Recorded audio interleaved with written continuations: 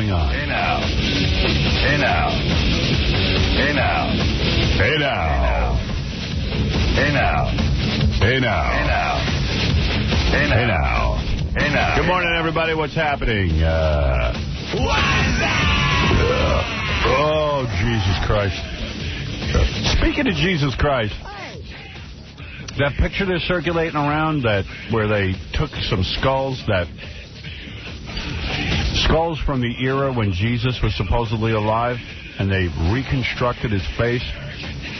That is terrible. I mean, no way Jesus could be that ugly. I've never seen a more disgusting-looking Jesus. He looks like a caveman. Oh, my God. How dare they, my Jesus. Oy vey. How are people going to worship now? My beautiful Thinking about Jesus. that ugly. Oh, I tell you, I am so not into Jesus anymore since they released that. You don't care about Easter now. Everyone I know is afraid to say it, too. Like, they're afraid to say that. They probably know Jesus did look like that, but he looks like, I hate to say it, looks like a cab driver. Who does? He looks friggin' Cro-Magnon. It's funny because they, in the paper last week, they were just going around and asking people, have you seen the new Jesus? What do you think? And this little elderly Caucasian woman said, geez, he looks vastly different than the one we've been worshiping. Because everyone said, Jesus, if he existed, which we know he didn't, but Jesus grew up in a time when people looked like that, in an area. How was he going to look like that guy in the painting? Like a swarthy Arabic guy. And the fact of the matter is that people have been praying to some Swedish-looking dude who looked sort of like Papa John Phillips at his best day. Looked like Mark Spitz. Yeah, this gorgeous... Like he was ready to win 7 gold medals. Yeah, this gorgeous Jesus, and it's like all of a sudden a guy who looks, looks almost ape-like. Yeah, you think his knuckles are dragging. Yeah, right. Hairy, disgusting. So, I don't believe that's Jesus for a minute. I'm sick and tired of people trying to make Jesus look anything less than a Swedish white man. And I am sick of it. I'm sick of it, and I don't like it. Even when they try to darken Jesus, he still has the same beautiful features. Yeah. I don't believe that Jesus was anything but a Olympic swimmer. Because I don't know if you've gone into black people's homes where they'll have a black Jesus. No way. He's just that Swedish guy darkened. Yeah. No, I know what you're talking about. Like with a tan. Yeah. With a healthy glow. Yeah. No, this is an outrage. Nobody wants that new Jesus. Right. In all the pictures I saw growing up, Jesus was built like Greg Louganis. With a little loincloth. Looked like he was ready to take a dive. Yeah, when he was hanging on the cross, he was absolutely, almost feminine, you could almost worship him like a woman. Yeah, a lot of times I used to think, boy, that's like a Richard Gere pose. Yeah. Got there. Yeah. And the abs, he had great abs. Six-pack. Always. Jesus with a six-pack. Jesus ripped. The abs, the legs, the hairless body. Yes. No hair on Jesus. He was a grown man with no hair. No hair. Great ass. Great ass. Jesus, you got a great ass. Muscular. Great ass. Muscular. As God is my witness, that is a great ass. Thank you, Jesus. Yes. Yes. It's round and muscular. It's like a rock. Yes. You got a great ass. Jesus had great guns and got a great skills. ass. That's right. Jesus was at, Reebok working out. Anyway, in today is David Copperfield. You sure? A man who they say, because of his new stunt, the Tornado of Fire, had to be hospitalized this weekend. I figured he must be canceling today. No. He collapsed. No, he's back. He's fine. He has the same doctor David Blaine had when he came out of the ice. I said, is this some more hype? These guys, they got to stop this stuff. Here's Barry, who is an expert on Jesus. Yes, Barry. Barry? Yeah, Howard. Yeah. It's Perry. What? Let's go Perry. Perry. Yes, Barry. Yes? Yeah. Guys, good thing about your Jesus concept. Yes? That is, now Jesus Christ did exist in his present time, and it's bad. What? Yeah. I think we got ourselves a drunk at 6 minutes past the hour. Very good. Yeah. I think we got a drunk. Hi, way. Robin. How are you on? I'm fine. It seems to me that only drunks see Jesus. They know. Yeah, but Barry, what do you know about? What do you know about Jesus? Well, all I got to say about you, Jesus Christ, is that Jesus Christ did exist in the past. How do you know that? Didn't. I don't know. Oh, but he did. How do you know? Ancient prophecies tells us that, and the Bible. Quanies does too. Because the Bible written by a guy tells you that? No. I said, by ancient prophecy tells us that, and we got Quanies too. I love drunks. Yeah. All right. Very good. Very good, Howard. You're such a snobby asshole. Now that he's a grown-up. You're very good, Howard. Now that he's a grown-up man, like when he was a little boy, his mom dragged him to church, probably made him a religious paranoid. Now he's a drunken religious paranoid. It took me the year of 11 years to finally, why, Ma, you got to keep drinking me to church? Because I got it, Barry. I got to go. You're in and you're out, and we just want to get done with that. Barry, you ever been around like a really drunk guy and you can't stand to be around him for more than 10 minutes because it's so boring? Oh, all right. Very good, Howard. Bye-bye. Bye. Stay away from the communion wine. Yeah, right. It's just always so funny when you're around these really drunken guys and they have no idea. You know, they have no idea how boring they are. It's like when Kinnison used to come on the show, and he would just be so drunk that you couldn't, like, you just had to get away from him. It would give you a headache, just being near him, his smell. It's being... You know, inhibitions are good. You know, people drink to get rid of them. Don't. And then he'd corner you after the show, and he'd be like... Wah, wah, wah. Never wanted to go home, never wanted to sleep at all. No. Just wanted to stay drunk and stay with you. And stay with me. Give me more booze. Yeah, there he is. How you doing, more sir? Booze. Jesus. When you would get drunk, it would drive me crazy. Let's go back to the hotel and party. You must have been crazy most of the time. Because I would say, gee, you had such a brilliant talent, and then you would just drink and just be stupid. He would drown his talent. He would drown his talent in booze. I can handle it. A lot of people don't know that you were hit by a car when you were very young, Sam. That's right. I was 6 months old and got nailed by a diesel. That's right. Not 6 months, like... 2 years? Yeah, something like that. I don't know. Precious memory. Come on, Abbott, do a shot with me. Yeah, right. And then he's always like, come on, drink. Come on, you can do it. Oh! I'm on the truck! Oh! There was another car accident besides the one that you... Hey, wait a second. Yeah. Wow. He got hit when he was a young boy. He got hit by a car. He was crossing the street, and he claims that that's when his behavior changed. That's when his brother said he completely changed. Oh! No, not again! Hey, what kind of truck is this? It's just...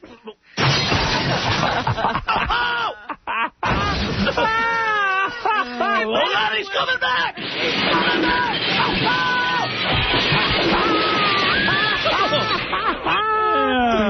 Whoa! Did I get off the road?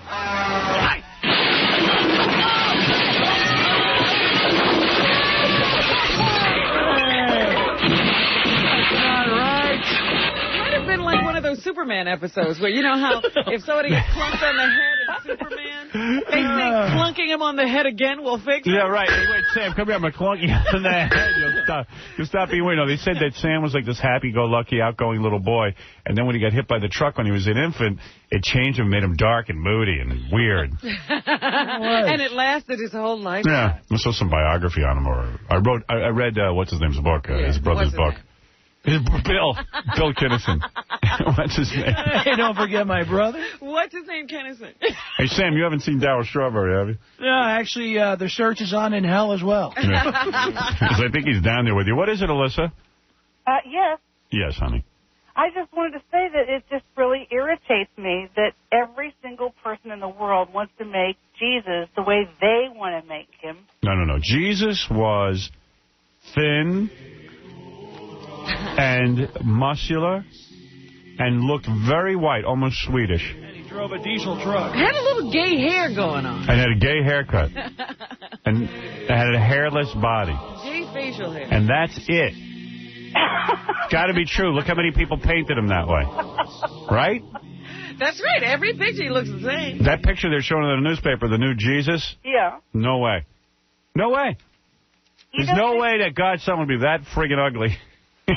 How could there be a Well, God? I mean, you don't think that Jesus was, that his looks were indigenous to the populace of the area? No, in fact, Jesus was about 2,000 years ahead of his time. He was a hairless white man. And that's why people followed him. Of course, he was gorgeous. You know, would you care about Jesus if he looked like Biggie Smalls? No. That's what they're trying to say in the paper. He looked like Biggie Smalls. I think he looks like Dom Herrera. Well, who's going to follow Dom Herrera? Yeah. Would you follow Dom Herrera? She's praying to a statue of Dom Herrera. That's what we've all been taught.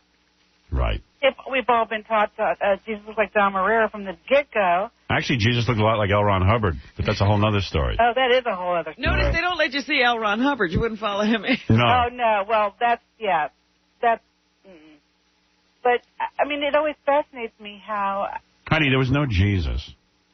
There was no Jesus. There's no Jesus. I mean, there might have been a guy thousands of years ago named Jesus who walked around. A lot of people thought was a cool dude. But you know... yeah. I mean, I think if there was one, he was a prophet. But the people, made into... All right. I got to go. 1,000 years from now, they'll be worshiping Elvis the same way. Jesus looks a lot like me, actually. Thank you. Okay. Elvis will be better because he actually looked the part. Right. Elvis was gorgeous. Put him up on a cross. But, Sam, thank you. Oh, by the way, Craig Gass is here. Ah. Hey, I'm a nobody, everybody. Who the hell's Craig Gass? Yeah, bring back Sam Kinison. Hey, what's going on? Yeah. No one wants to talk to Craig. That's the problem with being... Look out for the truck, Sam. Oh, you bastard! Oh, you jerk!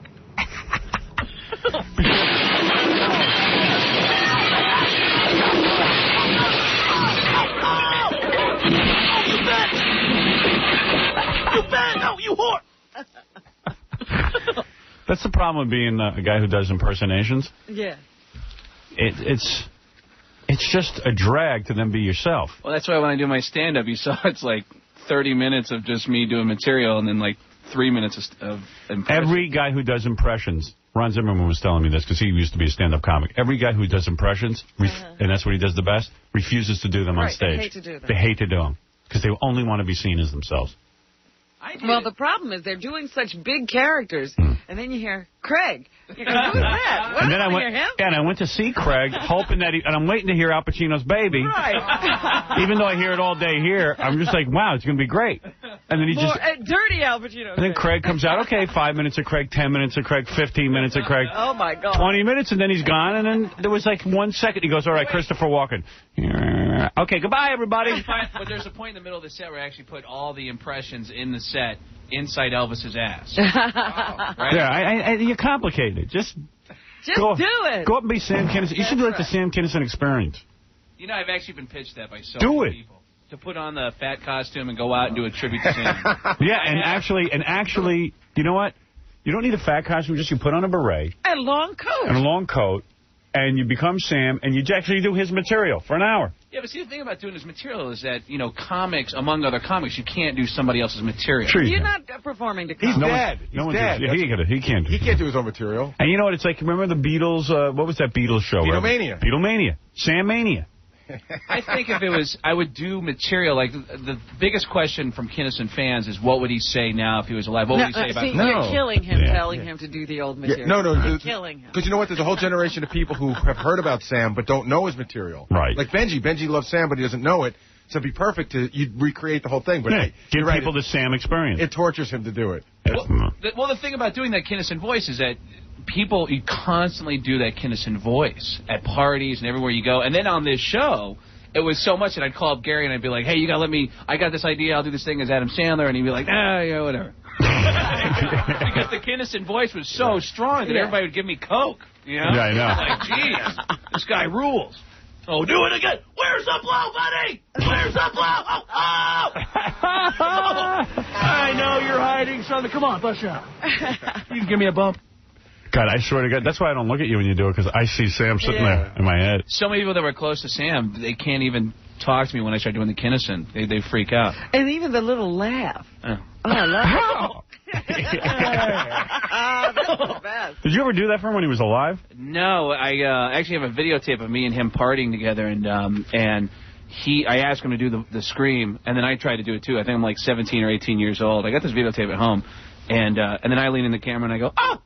I got no pubes. Right. I'm not even a man yet. But So you did party with the dude. I partied with him. How did you meet him? A friend of mine in Chicago, a guy named Mike Lowe, was a friend of his. And we went out to this thing out in L.A. called the NAMM Show. It's a big music industry trade show. Yeah. And Sam always wanted to be around musicians Right. and try to get free equipment, which is what this whole trade show is about. Yeah. And he would end up hosting these parties that would be these rock stars, all-star jams. And Mike introduced me to him. We ended up in this dressing room, big, long table where Kinnison was sitting with Carl and...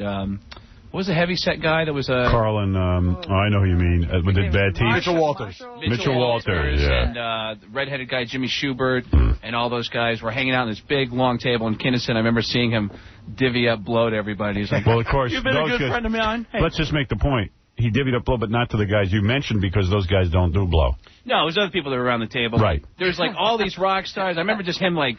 it was just such an experience to see this guy's love for the people that were close to him. Right. You know, his inner circle. You've been good to me. This is for you. I love you. I mean, It wasn't hard to party You with give him him. rap lessons. You know what? Actually, remember that weekend? I love you. He loved everyone. You know what's amazing about it? I remember we were all wasted walking through the Anaheim Hilton. So you did coke with him? Oh, yeah. Right. No, not with him. I just did a lot of coke. Oh. Hey, I mean, you got to do coke with Sam. But, no, I don't think I never did with Sam. Right. No, and at that time, too, I was already kind of like at the end of my rope with that thing. But we were walking to the Anaheim Hilton. Everywhere we go, everyone's going, hey, Sam, oh. And this kid in a wheelchair pulls up to him and goes, Sam, hey, man, I just want to tell you that Jesus loves you. And he goes, oh, I know. You can't shake that guy. And instantly he jumps into a 30-minute discussion. You can't pull him away. Yeah. A 30-minute discussion about Jesus and the Bible. And all the comics, we all just... I wasn't a comic yet, but we all just, you know... You left him there. We were clueless. We didn't know what the hell they were talking about. Yeah, he was like a preacher at an early age. Yeah, and he was steeped in the Bible. Yeah. You know, they are going through with production on his movie. I think Bill Kinnison just signed the deal with... Did he? Did they make a script yet? Because I owned the book for about a year. I was going to do it, but Hollywood... I went around to a bunch of big studios, and they were like, you know... You know, I think the script is being written now, because I know that Bill said that someone was going to Tulsa to do some research, or whatever part of Oklahoma. Or... So who's going to play Kinnison? I don't know who's going to play Kinnison yet. I know that there was some talk about the Penn brothers doing some work on the movie for a while. Well, what's funny about it is that my concept was I was going to make the Sam Kinison movie, and I was going to approach Robin Williams to play Sam. And I know everyone used to go first, Robin Williams, I don't get it. And I go, well, because Robin Williams is a great actor, and I could see Robin Williams becoming Sam. Yeah, he could morph himself into that. I could have seen it. And I didn't think you were a fan of Robin Williams. Oh, I'm a huge fan of Robin Williams. I was acting. He's acting. Oh, he's acting. He's a complete douchebag when you interview him. And when he starts breaking into that scary persona of his. But as an actor, he's tops. Yeah, actually, I contacted Bill about doing voiceover work for the movie, and he told me that he'd already told the studio that he knows the guy if they wanted the voice. Yeah, but I don't think they're going to go with a literal translation of Sam. Like, you do it so well, but... How about animated Sam? You know? Yeah, why can't you do the cartoon? Welcome That's to good. the Sammy Saturday Hour. Hi, kid. Do you want to learn about blow? Do you want to learn about blow?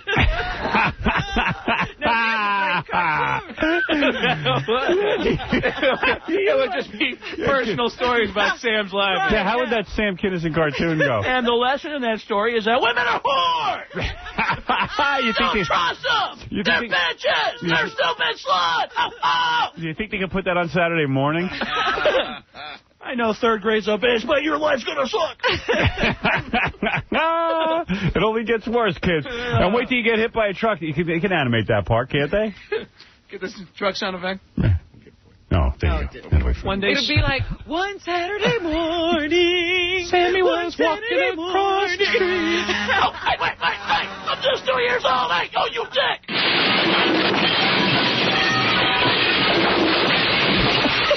Oh, that's going to leave Sam could the animated Sam could take you to a comedy club and everything going really well and everyone's praising you. Drink with Sam. And then you have a first drink, second, and then by the 5th bottle of champagne, you're a complete asswipe. It's just laid out on the floor somewhere. Just the best. Just don't hang out with Dice. Yeah, let's talk about what most kids are going to be. Yeah, then you could have the Dice cartoon come in, and Sam could just sit on him. Hey! Oh! Or Sam could just fight and shoot everybody. You know how he's Hey, Sam, what are you, a homo? Dude, you know what? I heard the greatest story about Sam. I was telling Gary about this last week, that a friend of mine who does personal security for all these bands said he was in Los Angeles and with some band he was working with, went to a restaurant in Hollywood called Ben Franklin's, and Dice was being dragged out by the cops. And as Dice, he was being dragged out in handcuffs because he had harassed some waitress there or something. Kinnison pulls up into the parking lot, gets out, walks up with these 2 big blonde girls, and the cops recognize Sam, and they go, "Sam, what's up?" And Sam looks over and goes, "Hey, guys, what's it? What kind of pussy law did you break, Dice?" And the cops are laughing, and Dice is like, screw you, Sam. I'll put him away for breaking the pussy code of ethics. And the cops are like, "Hey, Sam, yeah, we'll throw him away." Yeah, because you know he didn't even break a real good law.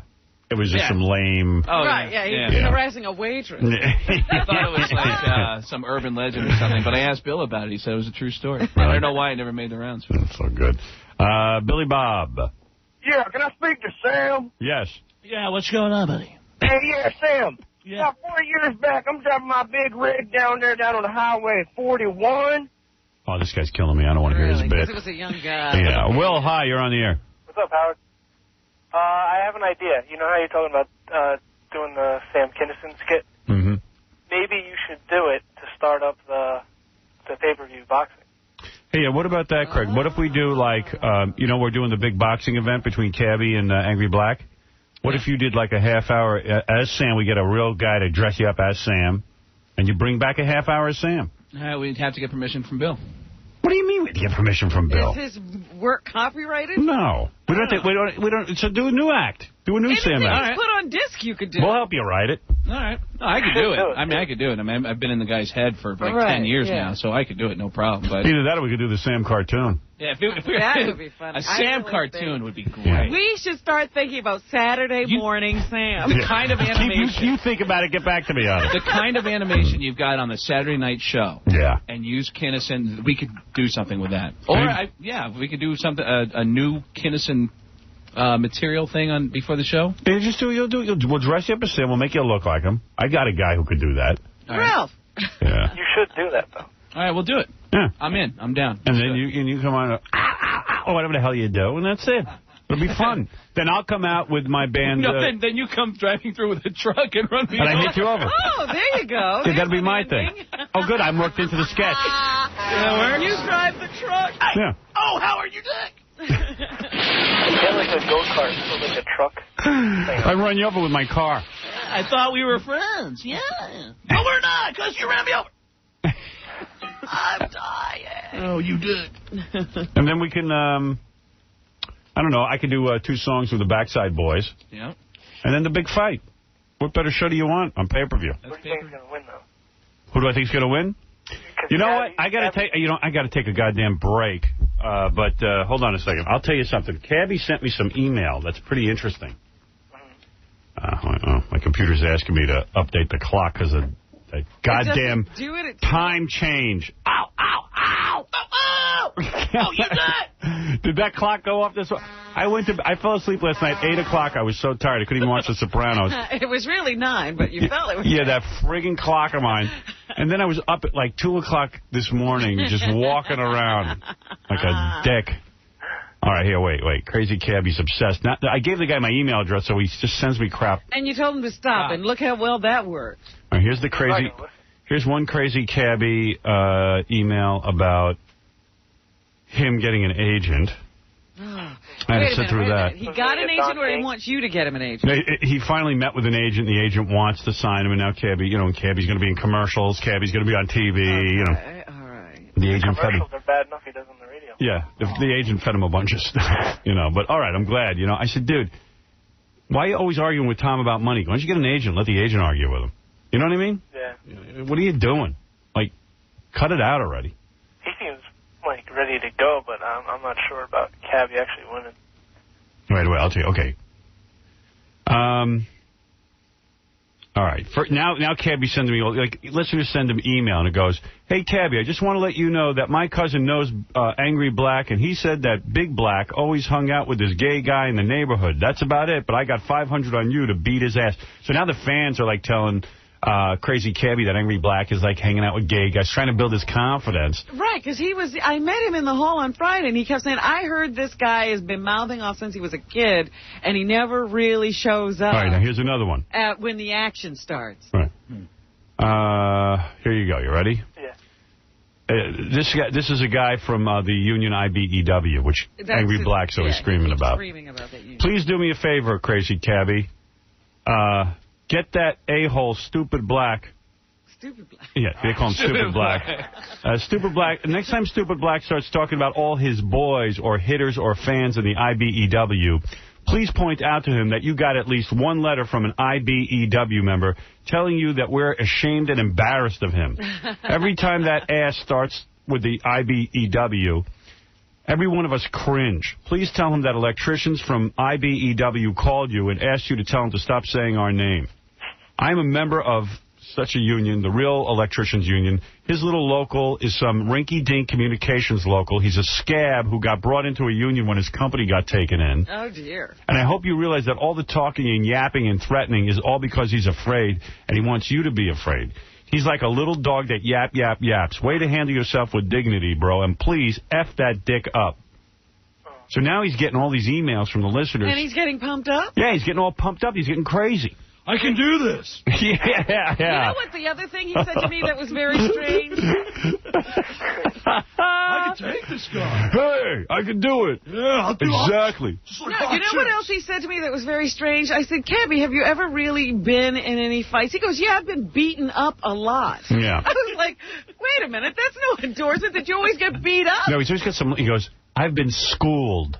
Yeah, something like that. But it was basically, I've been beaten up. Then he goes, but don't worry about me, I've got mad skills. I go, well, if you've got mad skills.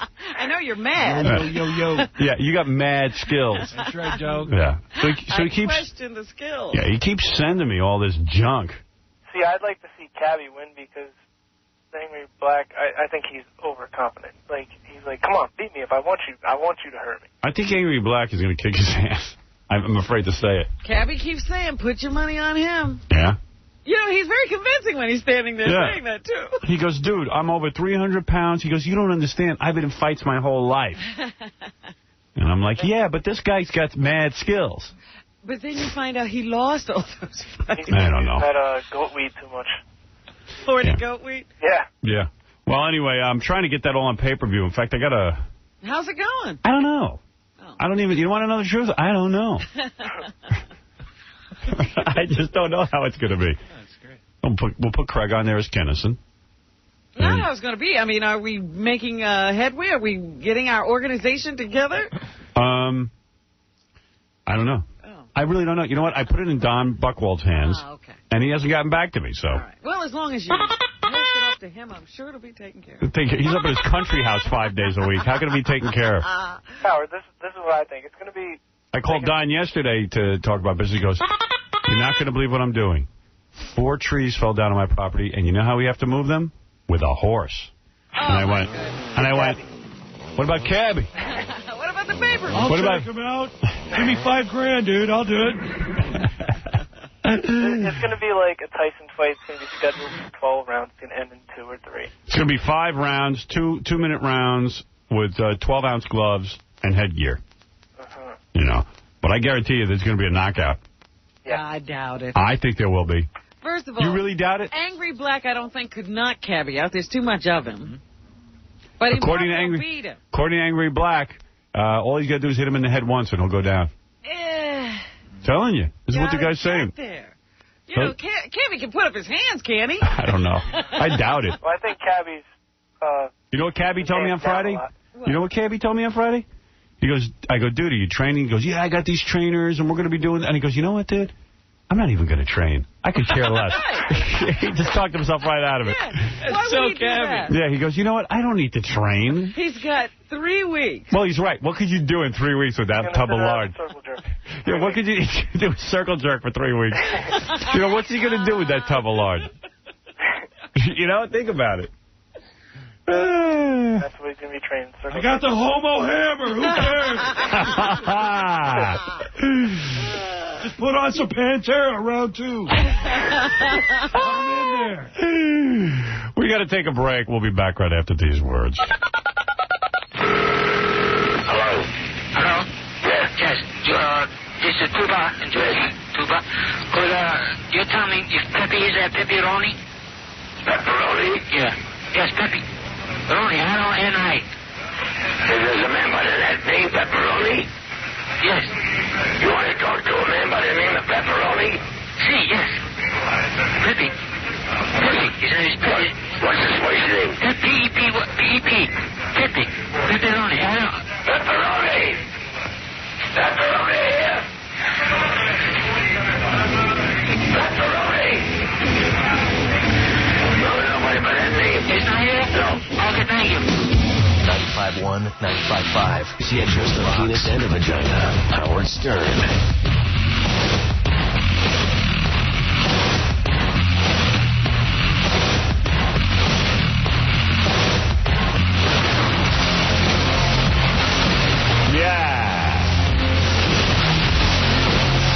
At 7 o'clock, we'll be talking to a guy who sells pig penis to dogs. And what is that about? You know what? I seem to recall my dog eating pig penis. It's not that outrageous. Really? Yeah, because you can buy pig's ears and stuff. Those are real? Oh, yeah, it's real pig's ears. Oh, my God. Yeah, and they love it. Dogs eat it. They're like candy treats to them. I saw those in the pet store, but I thought they were like... Yeah, but they're like, they don't look like, they're not raw. They're like these... No, they're like dried or something. They're dried pig's ears. And I remember they had these long swizzle sticks that you could buy, real long ones. And the guy said, those are pig's penis. I had no... I thought he was kidding me. Real. I thought that was something they made up. Yeah. And I can't even remember why we even want to interview this guy. I remember we were sitting in a meeting and someone said, you want to interview a guy who sells pig penises to dogs? Well, we're doing a show on unusual occupations. Yeah, well, I said, well, yeah, I guess we do. I think I just want to say pig penis on the air. It's career day. Yeah. I just think I like saying pig penis. You know? Well, I'm just saying if you want to dress it up and say you have some kind of a theme going. Right. Call it career day. Gary just sent me some pictures on my email of that guy. What's the guy's name who threw the baseball and hit the bird? Oh. Randy Johnson. Randy Johnson, that's it. Oh, there it is. Boom. Oh, man, that poor bird. You want to see it? He nailed the bird on purpose? No, he was pitching and a bird flew right across and that ball's going 90 miles an hour. You ready? I'll hit play. It happens really quick. Can you see it? Yeah. All right, here we go. Wait, oops. All right. Well, I won't see it with that big screen. Oh! You can't even see the bird. But you see it burst apart. Yeah. Wow. It happens so fast, but I don't see the bird flying across. You know what I'm saying? Yeah, but man. A ball can do a lot of damage to a bird. Where's the bird coming from? He's just flying across. Across from the right, from the left, from the back of the screen? I mean, where is that thing? I don't understand. Can you do slow motion? Yeah, no, I don't think you can do slow motion on my computer. Let's see. Wish I could do full screen. Let's see. Full screen. Boom. Play. Play. Oh, man. Yeah, do it again. Yeah. Oh, yeah, I saw it. It comes coming in from the right-hand side of your screen. Oh. Man. Poor bird. Isn't that something? Hey. Sam, didn't you come back as a bird and you... Oh, you never win. You never win. That's amazing. Randy Johnson, so he threw the ball, 90, 100 miles an hour. And the bird just bad timing. You got reincarnated as a bird. Life was good. I was able to fly. Then I had to go into spring training. It's just like the bird is already plucked once it hits the ground. All the feathers go. Yeah. Did you see the movie Blow yet? Yes. Did you like it? I did. I liked it very much. Love that movie, man. Yeah. Somebody called in earlier. I couldn't get him on the air. Said he thought the movie sucked. I thought it was so cool. Oh, But Johnny Depp was good. The guy he's portraying, woo, what a wild guy. Yeah. It's a good movie. It's coming out. And the #1 movie this weekend at the box office was that Kids movie. Spy Kids. I knew that was good. You know, they were hyping the heck out of it. Never heard of it. And it got great reviews. Who's in it? Antonio Banderas. It's, what's that guy's name? Robert Rodriguez? Yeah. He's the guy who did El Mariachi, that movie, for $7,000. Yeah. And he sold himself to science to pay for it. He was a director who had no money, so to direct his first film, he actually let them experiment on his body. Right, and he made this film for $7,000 and sold it to, I forget who, and it made a lot of money, and it put him on the map. And so, you know, he's been sort of lurking around Hollywood a long time, and he's now got himself a huge hit. Yeah, the guy would, in order to get money for his project, what he would do is he would, like, go to, like, you know, you ever see these ads in the paper, let us, like, give you a virus, or let us use your skin, let us use your arm, and we'll grow warts on it or something. And he would volunteer his body for medical experiments. Medical experiments, paid for that movie. Yeah. So he has a hit movie. Hey, good. Any guy with that kind of dedication. Seems to like to work with Antonio Banderas, because there's no reason for Antonio to be in this film. I'll volunteer my body if you give me the right money. Well, what? I was going to take my kids to see the movie yesterday, but my youngest one is 3, and it wasn't appropriate. You know, I'm looking for... Why? Papa Booey. Well, because I don't think I should take him to see a PG movie. Papa Booey. You know, he's only really? PG? He's only for G right now? Yeah, PG, they have a little cursing, and sometimes it could be a little violent or scary or something, just a tiny bit. Really? So I couldn't find that. I was going to take him to... Good luck finding him a movie, then. Well, Fantasia, but, you know, the closest theater was... Fantasia sucks. Lincoln Stone, yeah, but, you know, kids don't know that. It'll put your kid to sleep, won't it? My niece tried to take Ashley to Fantasia. She lasted 5 minutes. She was like, this sucks. And then, you know what the kids watched? They went to a birthday party Saturday night and watched Big, you know, the Tom Hanks movie. Right. They like that. And they like it, too, because it's PG and there's some dirty words in it. Yeah, I showed that to my 6-year-old. He loves that movie. He loves that movie. But I was going to say that what happens with the Antonio Banderas movie, they advertise on Nickelodeon like every 3 1/4 seconds. So my kid doesn't even know what it is, and he has to see it. Yeah. We gotta go see this movie. So of course you go to McDonald's and they got the watches. I mean, they bombard kids from every different direction. Yeah, they know how to do it. My kid has the watch already, so we went on. And what is the movie about? Kid? 5. So. And what's the movie about? It's about 2 kids who have to save their parents. They got to go through, like, you know, they use all spy gadgets. The parents are spies, but the kids don't know it. The kids Right, think they're just the parents are supposed to be these boring people. The parents usually drop their kids off at PTA meetings and do that whole deal, and then all of a sudden one day they get abducted, and the kids realize their parents are spies and have to save them. The kids are real precocious little cute kids. Yeah. Right. Yeah, but, you know... It's not the Olsen twins? No. Too bad I'd go. They're a little old. Robin's right. There's really no reason for Antonio Banderas to do the movie. He's a guy with an accent with all these Americans. You know, because he wants to get a fellow Mexican in the movie. What's his name? Well, you know, Cheech is in it, too, and there's no reason for him either. He's in there for 2 minutes. He's trying to get Mexicans some work. He likes to give his people work. He wants to be in a movie that made $27 million. Well, the guy's name is Mariachi. I mean, he's trying to get some Mexicans. But it's good for adults because, you know, Terry Hatch is in it. She looks hot. Yeah? And how's she looking? She rebounding? Yeah, I think she's hot. I think she's totally hot. Yeah. And then the girl who plays the mom's pretty hot. So there's 2 hot chicks. Oh, is that right? Yeah, she's on some hair care commercial. That's the only other time I saw her. And she's an attractive woman. Well, that was the #1 movie. Yeah, I was going to go see it, but you can't see these movies on the weekend. I walked in, I was going to go into the theater, and you hear the yelping kids. Oh, Howard, I got to tell you something really funny.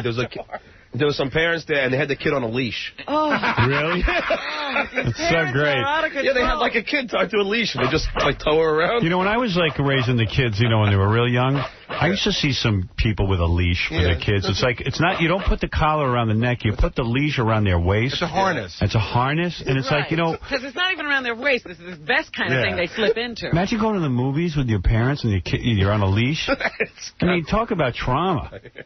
What, they can't, like, keep control of the kids? They have to put them on a leash? They've given up. That's so wrong. Do you think they put... See, I've never interviewed anyone who's put their kid on a leash. If you have a leash for your child, call in. Yeah, but I would imagine they do it because the kids... So I guess they're afraid they're going to lose the kid, like they're afraid of kidnapping or something. No, I think the kid is out of control. Right. They've given up on trying to control them.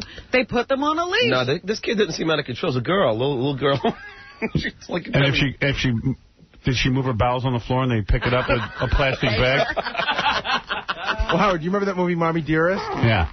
Not the daughter, but the son in that movie. I remember it was really funny that he used to get up in the middle of the night and go to the bathroom, and Joan Crawford didn't like that. So he had to wear a harness with a leash when he went to bed. He couldn't get more than 3 feet away from the bed. Oh, he was harnessed to the bed. He was harnessed to So he peed the bed. I don't know. It's great, though.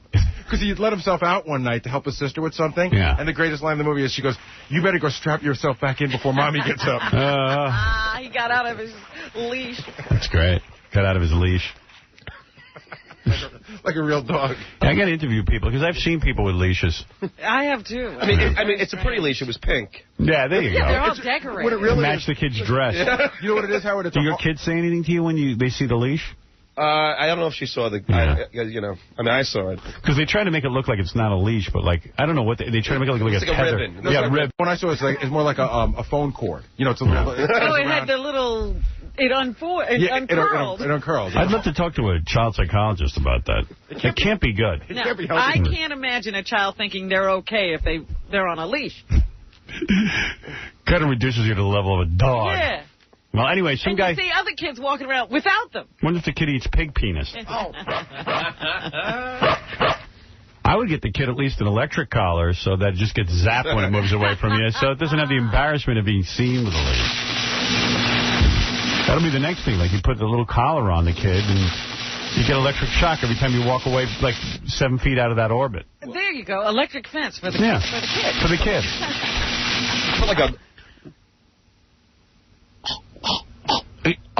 People who don't understand, people who don't have kids don't understand how out of control they can get. Yeah, they should put like a low jack on the kid. I could understand the leash in a theoretical sense. I just don't think emotionally it's good for them. Yeah, but you shouldn't give in to it. Yeah, you know what? You're better off just not going out in public than putting a kid on a leash. I was telling someone, you don't understand what it is to have kids. Everybody has in their mind that you're going to have kids, and the kids there's a beautiful little baby, and, it's going to be like the Olsen twins on Full House, and they're going to have cute things to say. And you get a bunch of your friends to help you. Nine times, yeah, right. And you're all going to move in together. You have this idealized way of how it's going to be. 9 times, as your kids get older, they hate you. And they'll just scream and yell at you. I told you, the one time they terrorize you. I hope that doesn't happen. I put myself into that whole situation. One of my friends had a young child, and we went to see The Lion King when it opened at Radio City Music Hall. Yeah. Now, that's 4,000 seats. Right. Maybe 3,000 screaming kids as they rush through the door like a herd of elephants. And they see that Disney stuff hanging behind the thing because everything's got a picture of Simba on it. And they all point and scream. And the parents just start pulling out money to try to shut them up. It's really bad. And then it's like... Then when your kids grow up, they just I sit in terror of my kids. I'm afraid of them. They yell and tell you everything that's wrong with you, and not that they're wrong, but it's just you don't want to hear it. Why do I need to hear? I mean, again, remind me why I'm paying like a fortune for everything, for your clothing, for your food, to be yelled at by you. You used to get that for free from your mother. Yeah, it's weird. What did you just start? Are your kids worse or better to you than, say, like Meadow is to Tony Soprano and The Sopranos? Oh, Meadow's a good kid. Oh, come on. It couldn't be that bad. Oh, man, She's kids. horrible. Oh, no, you got to be on really good behavior. No, your kids don't. Never mind. I won't tell you. You didn't see last night's show. No, don't tell me. Don't tell me. Don't tell me about it. You want to straighten out these kids? My wife was over upset. With a diesel truck. Yeah, that'll do it, huh, Sam? That's right. It'll mellow them the hell out. My wife couldn't watch last night. She was pissed off. Really? I'm not going to tell you why, but it's... Yeah, don't tell me. Please. I was going to stay up and watch it. I was just too tired. Yeah, I know. Yeah, but if your kids are treating you like this, you need help. Kids are generally good. My kids are pretty good, but there are times that they can scream and yell at you, and you go, what the hell? What age did Well, 8 and 9 is great. 8 and 9 is no hormones and no no sexuality for them. I thought you said it was like 7 was the perfect age. 8 and 9 is the perfect age. Right? That's what you've decided now? Yeah, my kids were like, all they do is love mommy and daddy, and, they're just so happy and everything. Then, they turn on the teen years start, and then the hormones kick in, and then that's it. It's over. It's over. Everything's ruined. All the little monsters they hang around with poison their minds. Yeah. I'm done already anyway. My 3-year-old now stands on chairs in public places and says, he'll go, you go away. You go, shut that door. He tells me to leave. Yeah. Embarrassing. Well, it is in front of people. Yeah. Does he call you Baba Booey? No, he doesn't call me Baba Booey. And he goes, he'll say to me, you be quiet. Go away. I'm like, man. Wow. So not in charge already. Yeah. How old is this kid? 3. It's not like I took my 8-year-old out to dinner with 2 of her friends. She came in Friday night into the city, and like she's like, I don't want to sit with you. You go sit over there. Like, didn't want to sit at the same table. Ashley. Oh, my goodness. At a 8 years restaurant? old already. Yeah. Dude, how does she think it's going to get paid for? I don't know. Then the other day I was going to take her to lunch, and she said, "You go. We're going to go sit at another table." Oh, man. She wanted to be seen with her father. Come on, 8 years At old. 8. Yeah. Gary's got hot because Gary's 3-year-old, He's got it at 3. Yeah, but the kid, runs around a lot. So when the Gary and Mary came over to the house, it's like Gary has to chase to get around. Oh, yeah, I saw that. I saw when John had the party. I felt so bad for him. I felt bad because I went through all that. That's when I got a housekeeper. I just said, I'm not doing this anymore. It's embarrassing. Like You the pay kid, somebody to run. Yeah, the kid runs around and you spend the whole party just running after a kid. It's like, is that what you want to do? And Joe's having a barbecue that it's not childproof, nor should it be. You know what I mean? So there's barbecues going, there's hot flames They going. should make it so that you have to have a kid for 6 months. Like an 8-year-old. You have to have an 8-year-old for 6 months before you're allowed to have children. Like, that's mandatory. Nobody'd ever do it. We'd disappear from the earth. No. All right, 5-year-old. No, like 3-year-old. 2 to 3-year-old. You know what they're doing on some of these shows now, like Ricky Lake, when the kids come in and the 13-year-olds want to have a baby. They have this doll that acts just like a baby. Right. And it records whether the kid is attending to it or not. And they put them with these kids, these baby dolls, and then the kids come back and they go, I never realized it was so hard. Yeah, that's a baby doll. Baby doll would never shut up. Howard, a doll? I don't want a kid anymore. A doll you can put in a closet. A doll, they were doing it in high schools with an egg. They said, this egg is a baby. Bring it back in a week. Kids were coming back with yolks. Right. Yeah, but you can put the egg down. This doll records whether you looked at it or not. We got a great show for you today. As a matter of fact, High Pitch Eric and KC went to Minneapolis this weekend. KC came in cursing. I know. So it was horrible. Ruined his weekend. Can you imagine running around with that guy for a whole weekend? High Pitch. Horrible. Hey, Alan. Did you enjoy your trip? Yeah, I had a great time, man. Casey said it was just like everywhere he went, it was High Pitch Eric. Yeah, you could never get away from him. We had a great time. We went out drinking to the bars, and I was trying to pick a girl. All the girls we tried to talk to, they turned their backs. High Pitch Eric is like all the weirdos who are hardcore fans of the show. We have some weirdo, High Pitch Eric, and High Pitch is just a weird guy. And like Craig was saying, ever since he's been doing impressions on the show, High Pitch is now writing him. Oh, no. And High Pitch at first sucks you in. Like Craig said, you got a really nice email from him, right? I got this really nice email. He said some really nice things. Said, hey, man, I just want to say I really support you. I think you're doing a great job. I was like, wow, that was really touching. So I wrote back and said, hey, thank you. I really do appreciate that. And, I'm sure I'll meet you someday. And he wrote back and said, well, how about right now? Bring me up to the studio. And I was like, well, hold on a second. Bring me up to the studio. I got to get in Jackie's chair. I can do the job. Let me sit there and... Because I have the voice. Yeah, you got the voice all right. Howard, you got one impression. This voice has been in my head for the past weekend. when I went to sleep on Saturday night, his voice was still in my head. See, Casey had to take one of our listeners. We have this great prize to give away. You get to go to the Final Four, right? Yeah, it was an awesome trip. Yeah, awesome trip to what, Minneapolis or something? Minneapolis, right. Right, and it was a weekend trip, so I had to give it away on the air, so I gave it to High Pitch Eric just to bust Casey's balls. Oh, we had a great time together. Well, you had a great time. I don't know what Casey... What happened? I know everything, way too much about High Pitch Eric. Let me take a commercial break. I want to hear all this. Because they even got on the plane together. They were together forever. Yeah, the whole time. From Friday on. I sat next to High Pitch Eric on the plane. How bad did you smell? His breath. So bad. Did you say anything? Howard, we were waiting to get on the plane, and I was sitting 3 seats away from him in one of those waiting things. It makes you woozy. I couldn't take it. I kept getting up and going to the bathroom. It was so bad. Just to breathe fresh air. Yes. The bathroom smelled better. Did you get a headache? Oh my, Howard! It made me sick. High Pitch, you know how your gums bleed every time you they just start bleeding? Yeah. It's called oral hygiene. Why don't you go to a dentist and ask him how to brush your teeth and how to take care of your mouth? And get your gums taken care of. So that as repulsive as you look, I mean, at least your smell coming out of your mouth wouldn't be so bad. I do brush my teeth now all the time. But you're not you're not massaging your gums. I do brush my teeth. No, he said I do brush my teeth now all the time. Yeah, he so brushes like teeth in the until you last told him. week. Yeah. last week? Was he drinking and eating and? Yeah, he first of all, Eric doesn't like to pay for stuff, so he gets whatever he can free. So how does he do that? On the plane, he drinks about 7 cups of coffee, and which I later found out, Eric drinks about 15 cups of coffee a day. Which makes your breath smell even worse. Right. Yeah, if I don't have caffeine, I get very bad-headed. He ate 3 lunches on the plane. Oh, you're so fat. How much you weigh? Be honest. That's 3-something. You're 300-something. How do you He's get obese. 3 lunches? He bothers the stewardess and asks for more. He bothers her. Yeah. Yeah, like, excuse me. Yeah. And the whole Do you plane, think I could have another lunch? Big fat. He asked this woman next to him for her cookies because she wasn't going to eat them. Oh, she gave it to me. Are you in coach? Yeah. Oh. Howard, don't you think people just think he's retarded and they give him stuff? Yeah. Because he looks retarded. Well, some people knew who we were. And he sounds retarded. I do an impression of Eric, like Casey said, like, he had to take Eric, like, up to get popcorn and stuff at one point. And I said, imagine taking that guy for popcorn, because you know this is what it looks like. It looks like this. This is good.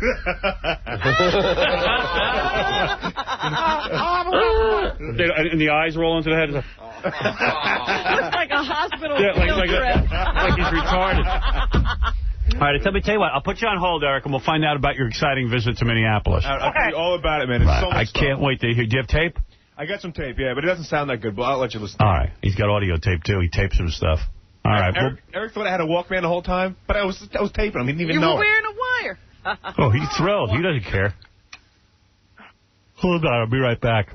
Oh, am I tired from this time change. Oh, we'll be back right after these words. Oh, my God. The Howard Stern Show. Hi, I'm Scott the Engineer, and my most memorable moment from the show occurred a few years ago when Howard, for some reason, insisted on attaching a fishing pole to my toupee that I used to wear. What he wanted to do was have my toupee talk to the Gary puppet. All right, hook up the fishing pole. That's good enough. There's a lot of glue under that head. Man, just imagine that's on your head all day. All right, here it is. This is Scott talking to Gary's puppet. Hello. That's the wig talking? Yeah, this is the wig for Scott, okay? It sounds like this. All right. Gee, Gary, I feel real stupid. I forgot the air conditioner. What is the matter with you? Don't you know my Volf is the Volfest of Volfes? Look at you, Scott. My hair is more real than yours. All right, a little puppeteering early in the morning. Scott's wig talking to the Gary puppet. Howard Stern in the morning and a wider range of rock. A man who can smell a breast implant at 40 yards. Howard Stern. All right, I got about 20,000 things I got to do here this morning. David Copperfield's coming in. We got to interview him about bagging Claudia Schiffer. Curious about that. And also his tornado of fire. Oh, that's why he's coming. Yeah. I got to give him a bone. We want him for the Claudia Schiffer interview. There's a woman on the phone says, I got to get to High Pitch Eric. I got to get to some of these Gary Garver interviews. Gary Garver was out? Yeah, he ran into Adam Sandler again, and then he asked him that same question about why the Jews running Hollywood, and Sandler freaks out. He ran away. Yeah, he can't handle it. But let me just get to Faith real quick. I have no idea what line she's in. 1724. What does 1724 mean, John? I got some staff. I see. 24. Okay. Hi, Faith. Good morning, Howard. So why did you put your kid on a leash? Well, first of all, how old was the kid that John saw? I don't know. I'm asking you about your kid. How old was your kid? Okay, my daughter was about 2 years old when we used to do it. I see moms doing this once in a while. You don't see it a lot, but it's just real lame. I know. Well, you know why I did it was because she would wander off, and you know, we would always keep an eye on her, but I was always afraid of somebody taking her. Yeah, you see, that's what I thought the motivation was. I didn't think it was like a mean thing like, you know. Yeah, but why can't you do something other than leash the child? Yeah, well, what else, Rob? That would require energy. That's what I'm saying, that the energy is just not there. That like, rather than really deal with it, I'll put her on a leash. Yeah. That's what I meant by the mean part. And by the way, where do you get one of those kid leashes? Fisher Price makes them. You Really? can get them in like Toys R Us or whatever. And when you're walking around with your kid on a leash, isn't it like, don't you feel a little like you're walking your dog? No, because you're not like, leading them around or anything. You're walking, they're walking with you. It's just so they don't, Did you ever rub her nose in her own mess? Is it like those dog leashes that retract and, Not while she was on the leash, Howard. Yeah. Was it the leash that retracts so that when, there's slack, there's never any slack? No, that would be great, but no, it wasn't anything like that. It was actually very short. Did people ever come up to you and go like, "Hey, like, why do you have your kid on a leash?" No, actually, no one ever gave you a hard time. What a lovely dog. Yeah. What kind of dog is that? Can I pet your dog? Your dog has such human eyes.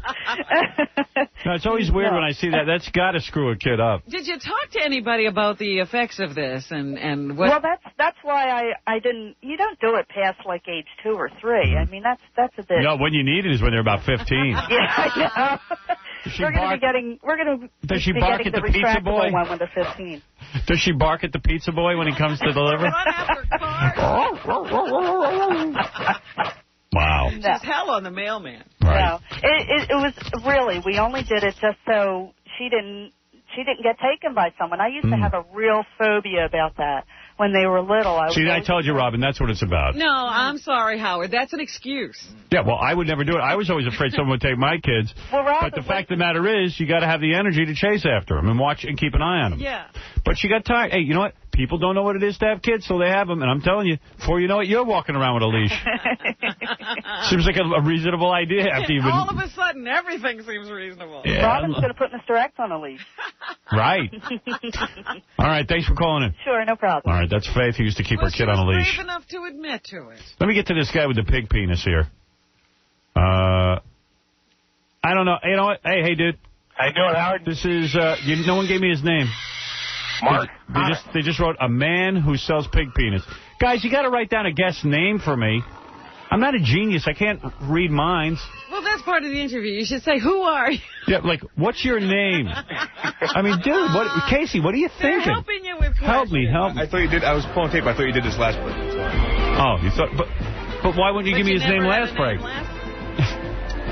Write down the guy's name. Oh, man. Hey, Mark. Hey, Howard. I'm not, we were in a meeting, and Casey said to me, there's some guy wants to call in who sells pig penis. And I thought it sounded funny, but I realized it's very common to sell pig penis for dogs. But they don't make it look like a penis. No, they make it look like a swizzle stick. Oh, definitely. Pig penises are big business. And my dog would eat tons of them.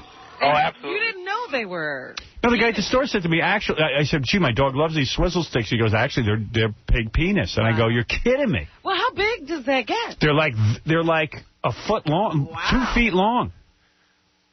See, pig penises are very long, but they're thin. If you've ever been to a farm, the first time I was on a farm, I was about 15 years old. I went to the Jensby Farm in Kansas. I go on there, and I see 2 pigs getting it on, and the pig penis... Ooh. But, I mean, as long as a car antenna. Wow. And now I guess what you guys do is, what do you do with the wiener? How do you get it? It's smoked and dried. Because they're so thin, we got to twist them together. Yeah, how many pig penises are twisted together? You twist 2 of them together. Right. Then you smoke them and dry them. Then you cut them to length, and then you put shrink wrap on them. So what you have is you have the dick twisters, bobbit cutters, and then you have the condom application, so you have a safe... Well, but it appears to me that the wiener is aroused that you sell. Well, no, once it's smoked and dried, it comes into perpetual hard state. Really? Yeah, I'm telling you, it's pretty amazing. It's pretty amazing. Well, it's amazing. The body part industry is a huge industry in the pet industry. I didn't know. Hey, do you want to talk to a guy from PETA, Ethical Treatment of Animals? I think they're against this. Oh, certainly. Hey, you got that guy lined up? No, we didn't know. Do you want him? People eating tasty animals. I have his number. What? No. Excuse me. Hold it. What? Whatever. What are you saying, Benji? No, we're not reaching him.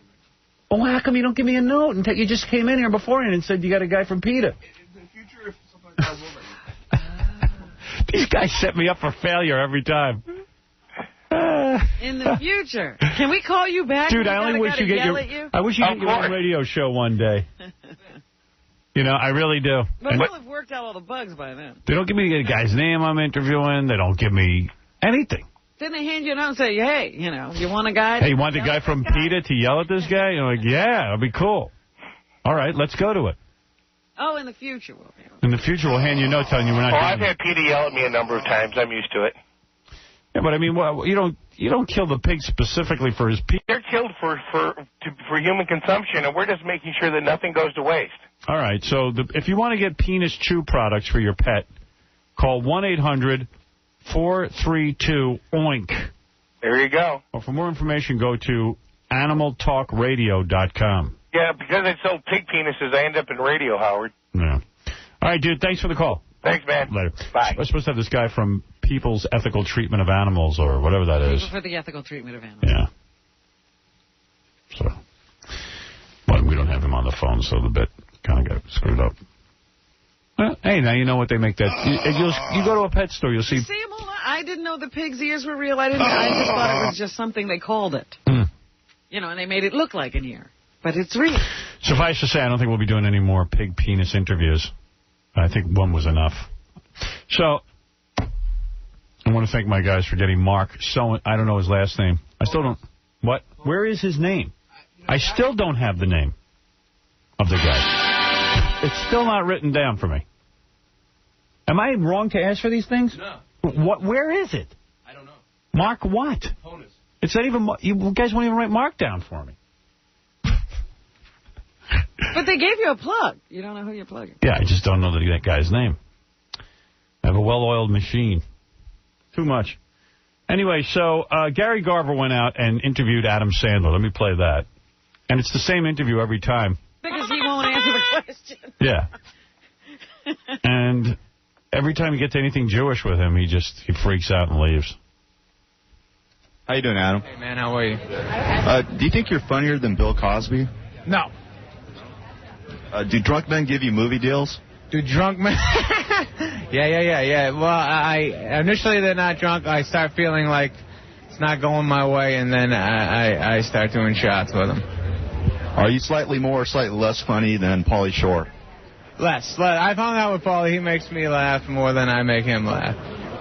Do you get a lot of people bugging you to get back the money? To get back the money they pay to see Little Nicky? Yeah, the Little Nicky. I get a lot. Actually, with my whole box set, I get people demanding refunds and stuff like that, and I send it off in an envelope. Are you plotting to take over the role along with the other Jews? Didn't somebody ask me that some other time? And are you a Jew? Half Jew. And what, your mother or your father? My mom, so I guess that makes me a Jew, right? I think so. Your mommy wouldn't like that question. All right, you know I'm leaving. See you later. At what point would it make me laugh once? What? At what point would it make me laugh once? I'm not going to get you. Thanks, Adam. Thanks, Adam. Get the hell out of my life. Who needs you? Beat it. Leave me alone. That's so funny. You know I'm leaving, don't you? Shut up! Craig does an Adam Sandler impression perfectly. Yes, he does. That is right. That is good. It's like a baby. It's like a baby talk. It's like sick. Yeah, where's his man voice? I don't have one. You don't have a manly voice, do you? No, but a couple 14-year-old girls like it. And your mommy won't like that. No, it's not good. I don't want to grow up. I won't sell any more tickets. Is he over yet with the movies, or is he going to do another Little one? Nicky was not a big success. Man, maybe one more bomb and we'll be done with him. Have you seen Little Nicky? No. Oh, yeah, I tried to watch it. And you know what? It starts out real funny. It's a cool idea. But I can't recommend it to you. I said, you know what? I like this movie. I started watching the first 5 minutes. He's down in hell. He's Satan's son. And it's like, Satan's like this really mean guy, and it's kind of funny. And then all of a sudden, Hitler comes in, and Satan goes, listen, I'm busy now. I got to put this grapefruit up Hitler's butt. And every day, Hitler takes a grapefruit. That is funny. And it was funny. And I'm going, this is pretty good. Why are people giving this a bad rap? And then Adam Sandler goes up to Earth to do something. I even forget what it was. And, I mean, it is just so god-awful. I mean, it makes his other movies look like genius. I've got it at home on videotape, and I haven't even been able to get it out of the box. Throw it in the garbage.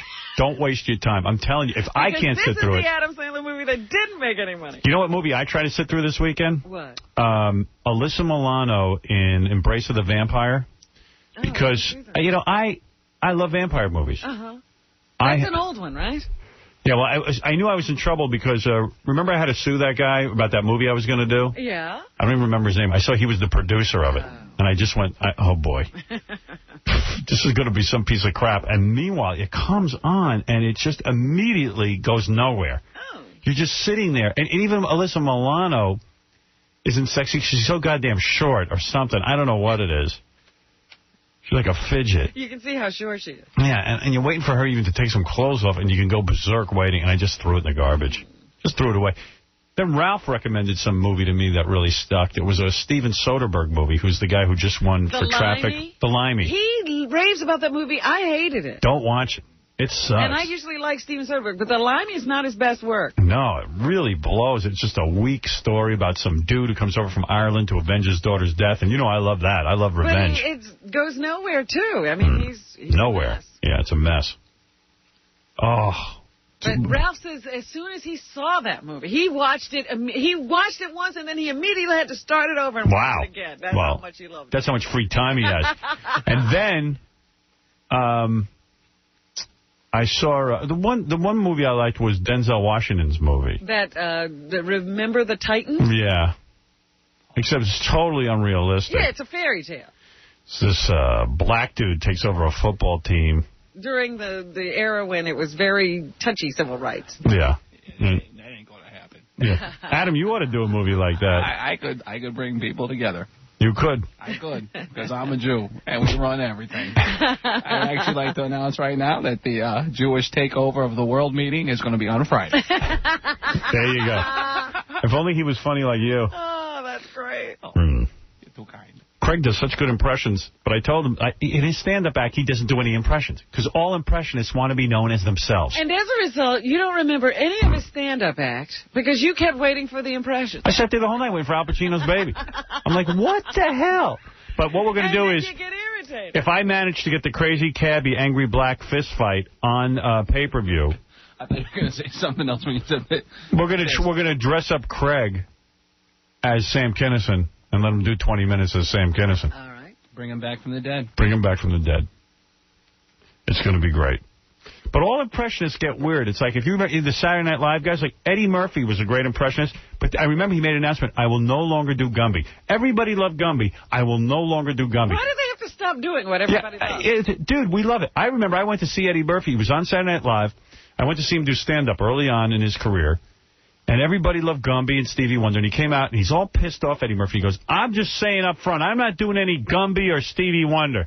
Yeah. Like, mad. I remember, like, in the first one, he was like, okay. People kept requesting. He finally broke a little bit of it out. And I was like, you know what? You're only doing an impression of Richard Pryor anyway. You might as well do an impression of Gumby. Whole thing is an impression. Yeah, I mean, come on.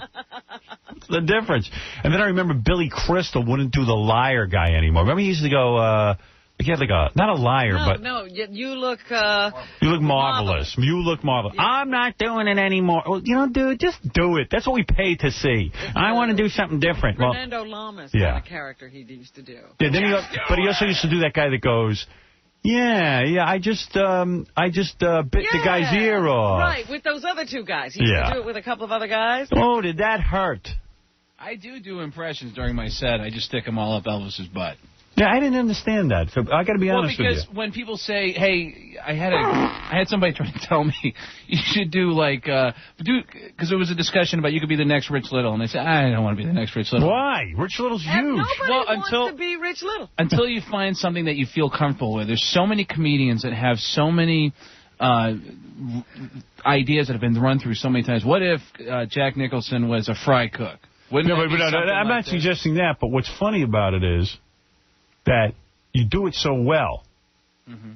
And I know even people listening to the show would go see you do it, do the impressions. And I know that impressions get burnt out on stage. Like you can't do 2 hours of impressions. I got no problem doing impressions. I do them every night.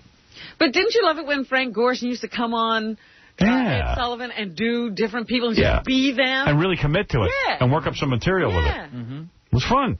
I'm actually working on more material now because of this show. People come make some money. But, you know, even Jim Carrey, he stopped doing comedy for a while. Well, wait a second. I'm watching the Jim Carrey biography. And it says, you know, Jim Carrey lived in a he lived in a car with his dad. They had no money. And Jim... used to clean schools. He couldn't go to school in the daytime, but they used to clean the school at night. So Jim, he was a janitor. So Jim put together a stand-up act, became very big doing his impressions. It was killer. The audiences loved it. It was funny, everything. Then Jim decided to throw away that act and become himself. And he did this horrible act that nobody liked. Yeah. It was like, dude, what's so bad about being an impressionist? You killed. People like it. I remember even like John Lovitz won't do That's the Ticket. Right. He won't do that. Yeah, you can't get him to say that. The only guy that would do it is Joe Piscopo. He's going right. He's still Frank Sinatra. He still won't give it up. But I will say, I mean, I'm going after impressions that nobody else can do. I mean, You're absolutely right. The first thing I want to do is do them. And I do. I do impressions that nobody else can do. And now I was telling somebody the other day that you do Christopher Walken. They were like, how do you do that? I said, if you hear it, you will know. Well, he did do that during his stand-up act. He did? For a few seconds, but didn't really commit. I think the reason I'm able to do the voices is because of my family. I told you about that. My whole family's deaf, so that's why I was always right? Your whole family's deaf? My entire You never told me that. I thought, well, I told... They can't hear your impressions. Oh, funny man, the pain. What do you mean, your mom and dad are deaf? My mom was born completely deaf. Wow. My dad was born with all of his hearing and lost over 75% of it in a freak accident when he was like 8 or 9 years old. Did he get hit by a truck? No. Like Kinnison? Yeah, Sam hit him. The scream goes from, hey, dude. Hey, what the hell happened? So do your parents talk like that? Yeah, they do. They do? Actually, when you did that thing with the deaf girl who came with the meat thing on her head, yeah, that killed me because you sound like half the people I grew up with. So your parents probably met at like Gallaudet College or something, right? No, they met at a school in Queens, fell in love, got married. They had my sister. A deaf school? At all deaf school. They fell in love, got married. Had my sister first, who was born with my mom's genes, completely deaf, and I was born with my dad's genes. With all my hearing. Yeah. So I'm the only one in my family who can hear. So Isn't it amazing they had kids knowing that the kids could be deaf? Yeah. Don't you think that's incredibly selfish? No. Not really. I mean, when you grow up the way you grow up. You don't But you don't understand. The deaf think of themselves as another culture, and they don't mind having deaf kids. Yeah. Can you sign language and all that? Yeah, I knew sign language, and then I learned how to communicate by watching TV. My grandparents lived in the same building that I grew up in. Wait, so be honest, though. When your parents would come to school and stuff, and your mom would be in school, and you go, were you very embarrassed? Oh, of course. Because I had a friend. You don't want anyone to pay attention to you. When you're a kid and you're growing up, there's a tremendous amount of shame and that was something I wrestled with my whole life was, going out and just wanting to blend in and just not stand out. So when your friends would come over to the house and they'd be like, hey, come on in, bud. And then as you get older... Where did you break it to them that there was going to be something weird going on? Yeah. I think I would tell them right before they came over, you know what I mean? But I mean, it wasn't like as embarrassing as having like an alcoholic, relative who was always passed out. No. I mean, it's nothing to be embarrassed about, but when you're a kid, you're embarrassed. About everything. I was embarrassed by my parents just because my dad didn't have any hair on his head. Well, then you start to get used to it, and then your friends would ask you, like, stupid questions like, wow, so can she drive? It's not retarded. Well, I had a friend. They never explained that his mom couldn't hear. I thought she was retarded because she used to come to school and she'd be like, hey, boy, how you doing? She was the nicest lady and everything. I was like, man, that lady's messed up. He wouldn't tell you? No, he didn't tell anybody. So he'd just be like, come on in, boy, we're going to spend the day on. And I went, I'm not going over your house to play. No. Because I didn't know. Wow. It's set up for some great scenarios, like when friends, we're like teenagers and we're getting dropped off at like a keg party, like 3 blocks away from a keg party. It's like, all right, man, so are we going to chip in on some weed tonight or what? Dude, your mom, she can't hear. It's cool. Yeah. But, yeah, you can make your plans. Could your mom read lips? Yeah, she can read lips, but, when she's driving... Turn away from her. Yeah, when she's driving, you just turn around. Yeah. And were you like the great white hope of the family because you're the one who could hear? No, because everyone else outside of the immediate family had their hearing, so it wasn't, it was just that... She'd be like, my son, one day you will go out into the community and you will see that you can hear. You will have the advantages that we never had. Not that we are handicapped. We are handicapable. But you must understand. You're way too understandable. The world is going to understand you. Oh, and that's the thing about the voices is that when you're growing up, you adjust adjust to your immediate family to learn how to set your tone. That's why deaf people sound like that. They can't. We're all natural chameleons. They can't adjust by listening to each other. And You must do a wicked deaf impression, though. Yeah, of course. Let me hear that. Hi, Clank. Where are you going today? Do you want to come down for the... There's like a lot of different tones, and there's like, I got that for Dino Beefy. I know that. I was going to say, so many different levels of, because so much schooling for deaf people when they're growing up, their education by the time they get out of 12th grade, they don't have the same kind of level as a person when they're hearing at 12th grade. How about those hardcore deaf people who say there shouldn't be any sign language? I never heard of that. No, it's not there shouldn't be any sign language. They say you shouldn't try to talk. Oh, really? Yeah, they don't want you using any kind of speech, and they don't want cochlear implants or any kind of Are your parents getting cochlear implants? in the brain. No, I think that maybe a revolution with, it seems like everything today is so much more, groups are trying to separate and go on their own more, but it was never like that when we were growing up. I mean, the biggest thing, and also as a kid, the only kid who could hear in the family, I had to interpret everything. When my mom and dad got divorced, I was 6 years old. They got divorced? Did they yell at each other? No, nothing to hear, you bastard. You haven't helped out with the kids. You never done anything. What are you doing, bastard? I'm taking you to the cleaners. I'm taking you to the cleaners. I'm going to every baby. And Mom and Michigan are going to get your ass in the... On top of the dishes getting thrown. Yeah, right. And then 6 years old, my mom's put me on the phone with a lawyer to talk about the divorce proceedings. And I'm getting this education about, this language. And I tell the lawyer that your father's a dick. What? Tell the lawyer that your father's a dick. I want to take him to the cleaners. My mom says my dad's a dick, and she wants to take him to the cleaners. Oh, yeah. And then the lawyer says Dad has no money. They're bad, What? And being a joker in school, and when you'd have to bring your mom to talk to the principal whenever I'd screw up, and I'd sit there and right in front of the, they'd say, tell your mother the reason that you are here is you are having some behavioral problems. Yeah, I'm going to tell my mother that. And look at my mom. Mom, you're doing the silence. Yeah. The reason I'm here is I have the Dean's Merit Scholarship. Really? I would just modify everything and go, okay, he said that the reason we are here is that... He has troubles adjusting because of your handicap. Although... It's because you are deaf. And it's ruining my life. No, but so your parents ever come see your stand-up act? No, but you know how X-rated my stand-up is. I sent my mom a tape of it, and she actually had somebody interpret it. Oh, no. There you go. A lot of humping and masturbating. And nice. But when you got into trouble, they had to yell at you. Oh, did they yell in sign or did they yell in speech? No, they would yell with their speech, and then as they walked away, I'd get the last word in. Beautiful. I hate you! But meanwhile, here you are so good at impersonating people, and yet your parents will never hear it. Beautiful. I love it. Hey, anyway, David Copperfield is here. I got to take a quick break, and then we're going to talk to him about what it's like to bang Claudia Schiffer. Among other things, he's banging some other hot model. He's got another model now. And for years, he used to bang all his little assistants, I think.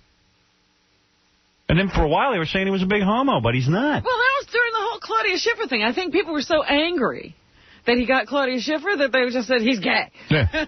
They were so angry with him for banging hot chicks. But no, he bangs chicks. And I know chicks who have been picked up by him and say, no, he bangs chicks. Well, we were learning that he just goes through the audience and he picks the best girl. He does. Finds the hottest chicks. I've seen him do that. Oh, that's He goes to the audience. Okay, I'm going to need a volunteer. And he's eyeballing every chick in the audience. I've seen him. There's no ugly guys coming up to be volunteers. If he was picking guys to be volunteers, then you know he was a big homo. All right, so... David Copperfield is here, and plus he's doing some kind of stunt on TV where he's going to go into a ring of fire. A tornado. A tornado of fire.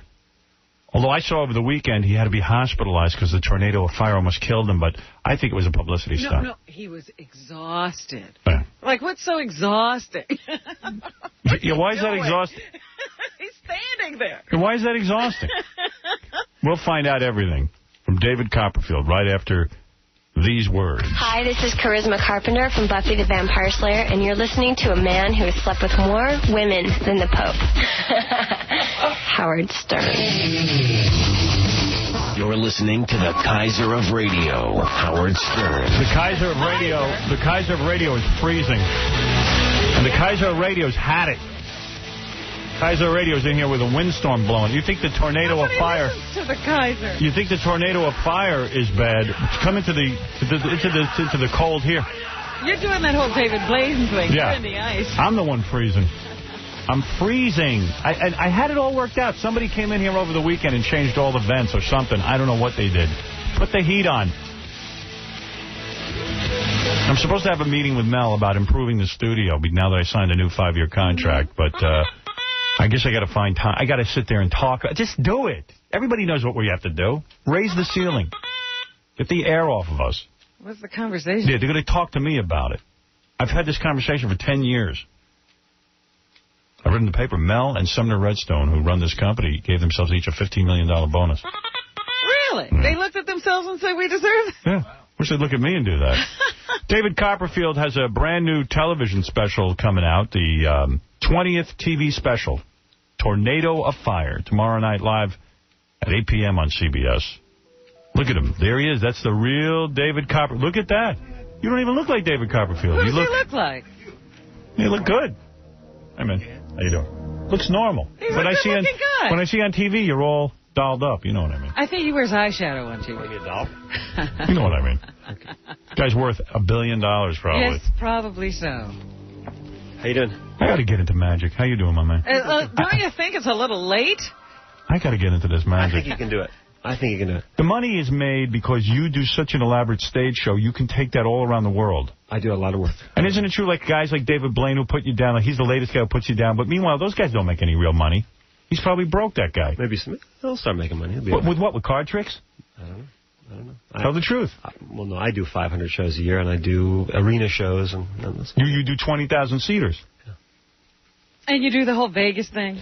So not that much. I'm there for like about 8 weeks a year. That's a lot. And the rest of the time, I'm on traveling. the road. And Blaine can't make money because he does the card tricks.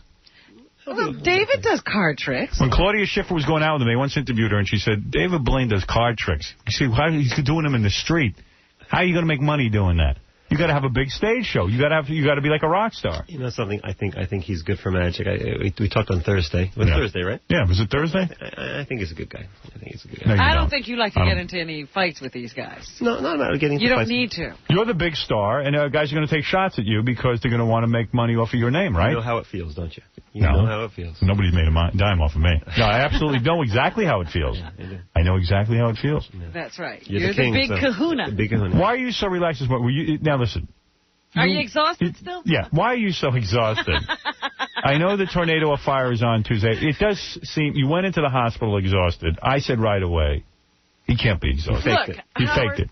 Didn't fake it. You didn't. No. You are really. It's a bad day to fake it. You know who's exhausted? He's marching up and down the hall. He won't even sit down before he comes. You know who's exhausted? Me. Why are you exhausted? Why? Because I get up at 4 in the morning, and with this daylight savings time, I'm dying. You better be exhausted, because this weekend you were supposed to come visit my tornado of fire, and you didn't show up. I know. I wanted the kids to come in. They never did? No, they didn't come in.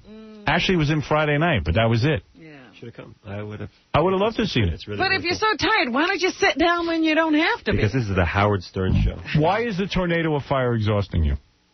Well, no, I did Leno's show. I flew back and forth, and I've been up. That'll do it. Can't sleep. Yeah. Come on, he's sleeping. Why can't you sleep? You can't take Vicodin or... What is that? Albion? Do you recommend What's that? Ambien? What is that stuff you say? Ambien. You're trying to get me. I'm hooked on everything. No, I take an Ambien once in a while if I can't sleep. What's an Ambien? It's a mild sleeping pill. Well, I took an ambulance. Did you? The other day, yeah. They took you can't. If they find out you're faking going to the hospital, they would be mad at you, right? They'd be very mad at me. Right. You were really exhausted. What do they do to you in the hospital? They put IVs in you. They pump you with fluid. They take X-rays of you because I fell. And the post-it said I fainted. How do you like that? Did you faint? No, I didn't faint. You fell? I collapsed, yeah. I collapsed. But you were alert the whole time is what you're saying. Pretty much. So you knew you were falling. Don't worry, everybody. We're going to get to banging all the chicks in a minute. Yeah, really. Now, look at you. Yeah. You're having a great life, right? I'm okay. Someone told me you... All right, let me go through your history here. So when you were a kid, It's cold in here, you know. It's freezing. It's like Letterman show. I know. It's not supposed to be like that. Something else to happen. Can I take my clothes off? You take your clothes off. Robin wants to take a look. Don't examine my breasts. That's all I ask. In fact, women have said, Claudia Schiffer said you were one of the best lovers she ever had in her life and that you had a massive schwanz. No, not here, but I read it. I never got to talk to her. You kept her away from me. But my thing is, I always thought that the other magicians hated him. Yes. Because they went into magic to get girls.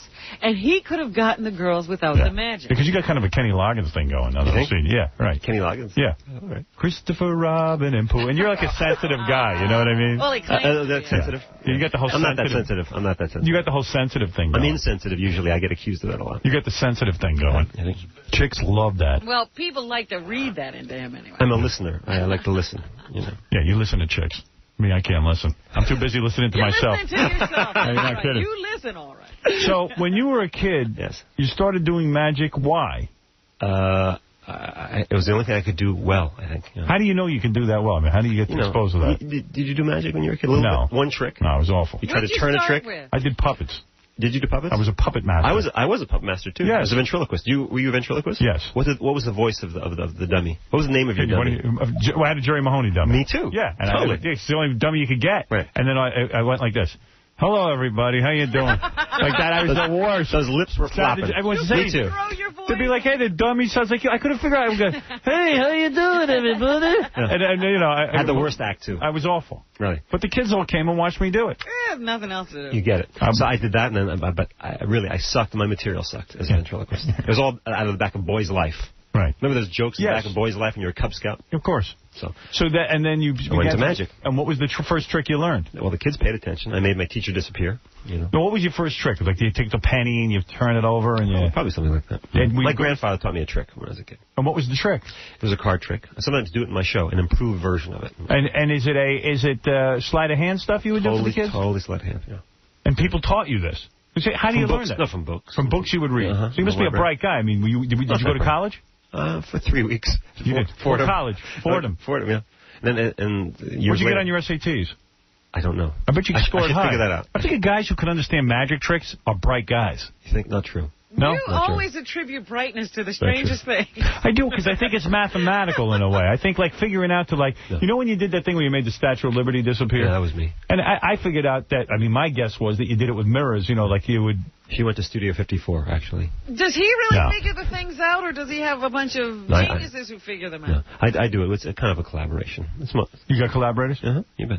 It's like doing a movie. Somebody told me you could even buy people's magic from them. Like if you like you would buy stuff from Henning. Is that true? Doug Henning? He did. Actually, I got permission for him to do one of the things, and we took it, and we don't just leave it like that. We change it. Right, exactly. But you can buy somebody's whole act. Like, you can retire somebody's act. Like, I've never done that. You've never done that? No. See, that's the rumor about you. Remember the amazing... Who was it that sold his act? You think the... Gallagher. Yeah, Gallagher. To his brother. He sold it to Gary Muldeer. Are you one of those guys that got one of those weird, like do you have Houdini's testicles somewhere? I do. Only one. He had one ball. Do you collect things? Do you collect magic? I have his baby you have, like, a big warehouse. I do. No, I have a museum of actually stuff. You do? And who sees this museum? Nobody. No one. If you want. No, really? It's 80,000 things in a. This is all in your apartment, right? Because you bought a whole floor. No. That's in Nevada, actually. In Nevada, you have a And did you once start a restaurant? Didn't happen. You applied for a liquor license. They wanted your fingerprints, and you said, "No way, I'm not giving my fingerprints." Untrue story. Untrue story. Not true. You can give your Check all the rumors now. All right. What about when they were calling you a homo and stuff? You sued a magazine for $30 million. Not for that. For calling the relationship a sham. They said you were faking going out with Claudia Schiffer. First of all, why would you fake that? And why would Claudia Schiffer be in on that? Totally. I mean, it was the best time of her life. And I laugh when I read that because I know chicks who banged you. Right. And you've attempted to bang lots of Did they say nice things? Yeah, they say you're real good in bed and you're a sensitive guy. I like that he just said the best time of Claudia's life was when she was with him. No, he knows that. Oh, that's true. As a matter of fact, isn't it true Claudia Schiffer broke up with her recent boyfriend saying... She can't get over him? Well, she said, first of all, she said, David Copperfield treated me to a lifestyle that was unbelievable. The new boyfriend wasn't as generous. That's what she said, right? Is that what she said? Yeah. I don't know. Oh, you know what she says. Okay. You still talk to her? I do. She says hi. Take us into that world when you bang a piece of ass like that. I mean, what do you want to know? I mean, supermodel. She's a supermodel. And she has music like that. Is she interesting to talk to at all? Yes, she is. She's actually a really smart girl. Don't you get confused, though, when a girl's that good looking? You can't imagine, you know, like, everything she says, it seems interesting. It's true. Right? Why is that? Why is that? Well, because she's so beautiful. Yeah. And you didn't mind the accent in the whole thing? No. The accent was good. It was. It wasn't just sex. It was like invading Germany. You began to hate the accent, though. When you start to fall out of love, isn't the very thing you thought was cute at first ends up being the most annoying thing? It's funny. I guess that's true. That's true. But we remained friends, which is really. So good. you're not going to tell us what irritated you? She'd be like, "Oh, mein David," and at first you meet her, and you're like, "Oh, mein David, that sounds so good." And all of a sudden, it's like, "Oh, mein David." After 2 years, it's like, "Oh, mein David, could she learn English? She's been here 2 years." Right?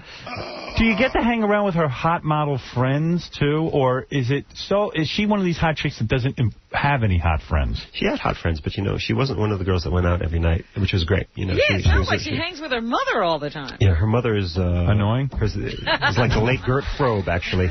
No, it was... sometimes it was Hogan's Heroes-ish. I mean, you even had to move... She moved in with you, man. I mean, you couldn't even escape her.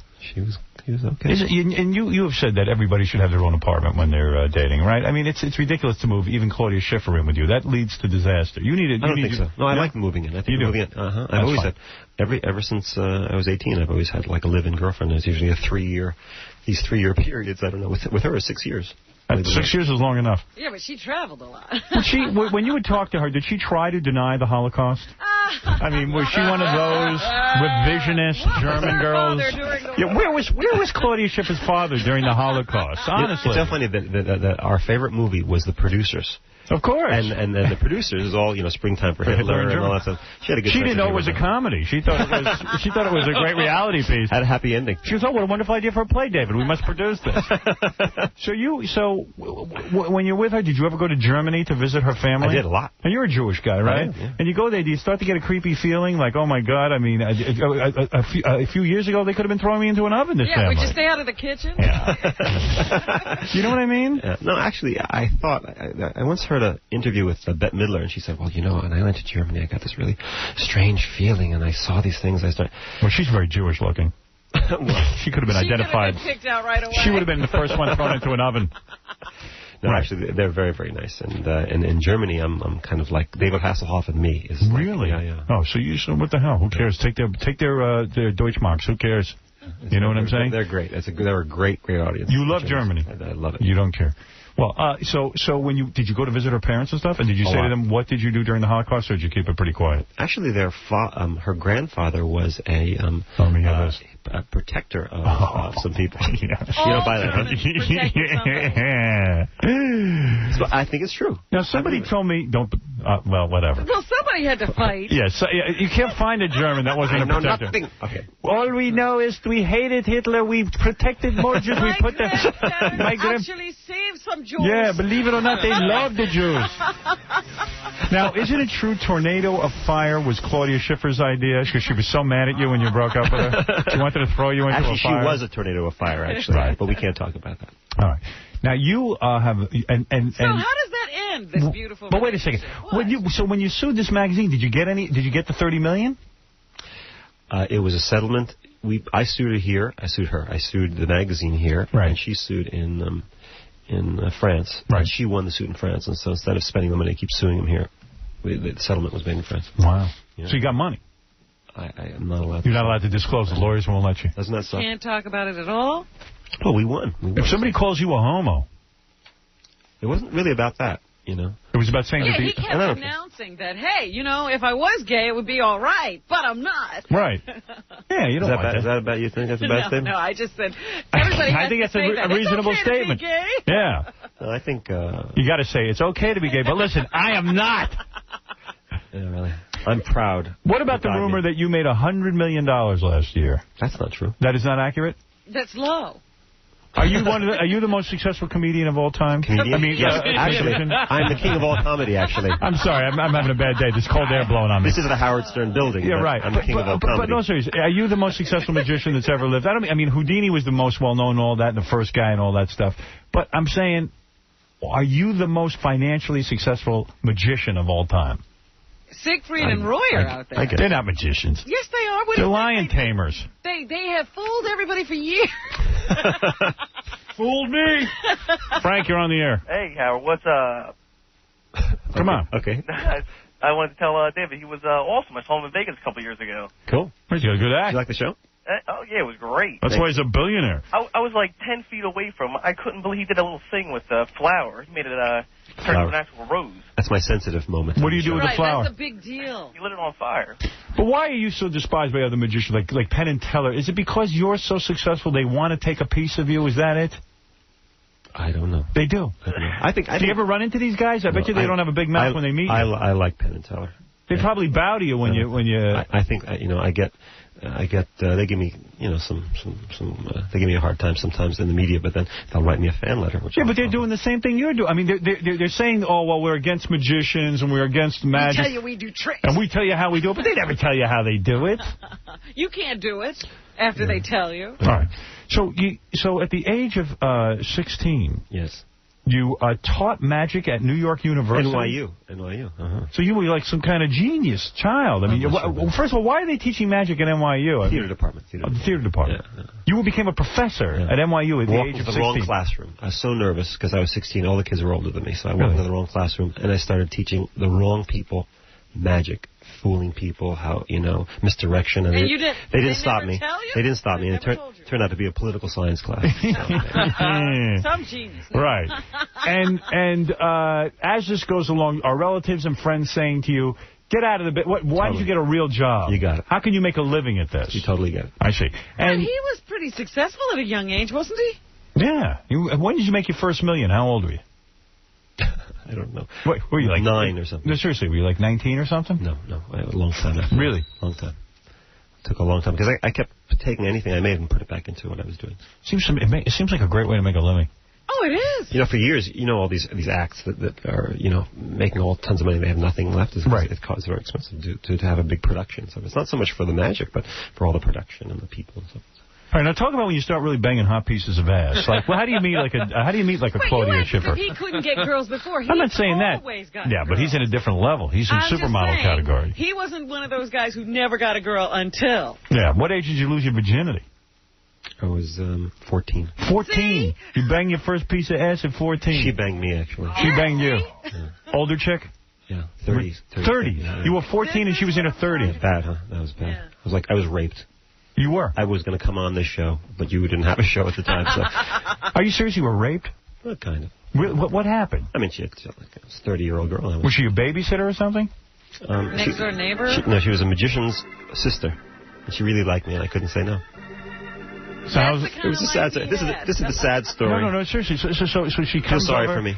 And you had sex when you were 14, and when you say you were raped, I mean in the sense that I would. You did it willingly. Yeah. I was a willing participant. It wasn't his idea. Wasn't idea. What kind of was she ugly? Because a 30-year-old broad, you think she was okay? Yeah, she banging 14-year-olds. Yeah. He was so good looking. No, I wasn't. Wow. Yes, he was. I was. Please. Have you seen my old picture? David, come on. Jason Alexander got banged when he was 13. Is that true? Yeah. Really? Same sort of story. I look like Jason Alexander. You're a little bit now. That's right. Now, so women were never a problem for you. They're always a problem for me. But Claudia Schiffer, I know in your act that you will pull out women out of the audience and you bring them up on stage. Can you have sex with them after the show? Not right after the show. And someone said, see, you're downplaying it, but someone said to me, here's a rumor. The reason Claudia Schiffer and you broke up is, as soon as she would leave town, you had so many women coming in and out of your apartment. I was a dog. You were a dog. That's what the rumor says. Yeah. I was a good guy. I was a sensitive guy, Howard. That you literally had going, like, in and out of his lobby. Like a revolving door. At his like a revolving door. Like, she'd leave town, and then the stream of hot chicks would walk in and out. Where did you hear this? I read it. Oh, that must be true. I'm suing the magazine who wrote it. It's not true. It's not true? You were not a dog? No, I was not a good guy. I'm going to hook you up to a lie detector. We'll find out in a minute. Was there any truth to this rumor? Which one? The one that you would have. I forgot it already. I'm moving on. The revolving door one. Revolving door one? Yeah. At different times in my life. Really? Not with Claudia, of course. And where do you meet Claudia? I met her at the show. At the show? She came comes. Oh, that show. You picked her out of the audience? I picked her out of the audience. Well, did you bring her up on stage? Where are you from, Howard? I'm from New York. From New York? Yeah. I'm from New Jersey, Jewish guy from New Jersey. Right. So the work environment, for you meet women in the work environment, correct? Yes, that's so true. Okay, well, there you go. You create a work environment. I'm not putting it down, bro. I'm just trying to understand it. You don't have to explain. Let me tell you. I want to put it in terms that... Claudia, I will now make your hymen disappear. That's what I would say. It's my father's name, okay? Hyman's my father's name. Yes. So anyway, you... Let's not talk about him. All right. Howard, I'd like to ask a couple questions. Oh, Ed Torian, the lie detector man? Yes. That's right. I have 3 quick questions, David. Go ahead. I need you to answer yes or no. Is your name David Copperfield? Yeah, his name's... Ed, leave me alone, will you? All right, wait a second. So what is it? Good question. Good question. He's doing a routine. You just don't know where he's going. All right, so wait a second. So you meet a broad like Claudia Schiffer at the show, and you bring her, up on stage. You bring her up on stage. I do. Nice move. It's the first move. Right. And then afterwards, you get her... How do you get the number? How does that work? She comes backstage afterwards. Right, say hello. Yeah. It's kind of a meet and greet. Yeah. And she was with her family. Go ahead. And we watched the Hogan's Heroes episode, basically. No, come on. Really, what happened? So how do you get the number? What's the move? We had dinner. How do you get to the dinner? I said to her, I'm a big fan of your boyfriend, because there was a rumor that she had a boyfriend that was a rock star at the time. Who was that? It was, I don't know. Who was it? Sting? No, it wasn't Sting.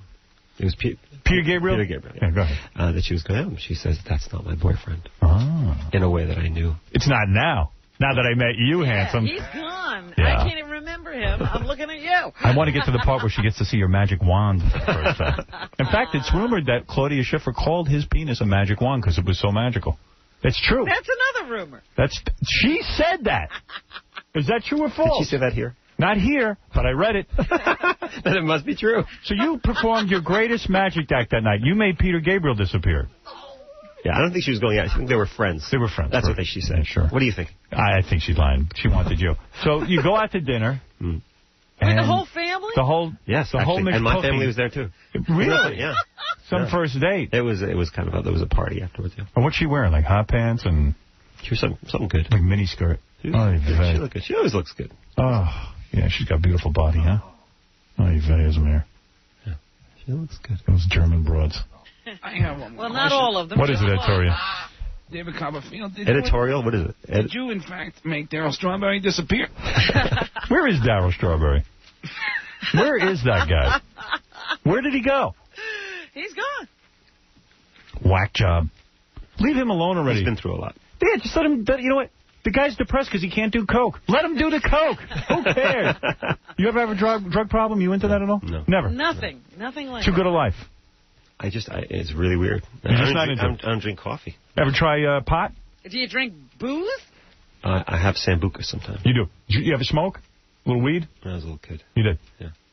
It was that 14-year-old experience. Yeah, that's when you banged the 30-year-old. 30-year-old gave him the She pot. forced me to do it. All right. I exhaled, though. Here's a state trooper. He wants to get on the air. By the way, David Copperfield's 20th TV special, Tornado of Fire, tomorrow night, live at 8 p.m. on CBS Television, this network. Yeah, go ahead, trooper. Howard, how are you, buddy? All right. You're the best. Hey, a couple years ago, I pulled over one of Copperfield's buses there. Yeah. You were talking about how much money this guy makes. This bus was better than the house I live in. Really?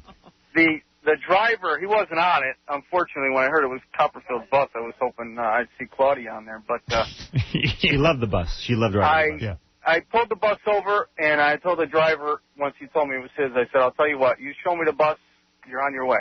Right. This bus had a king-size bed in the back. Nice. Entertainment center.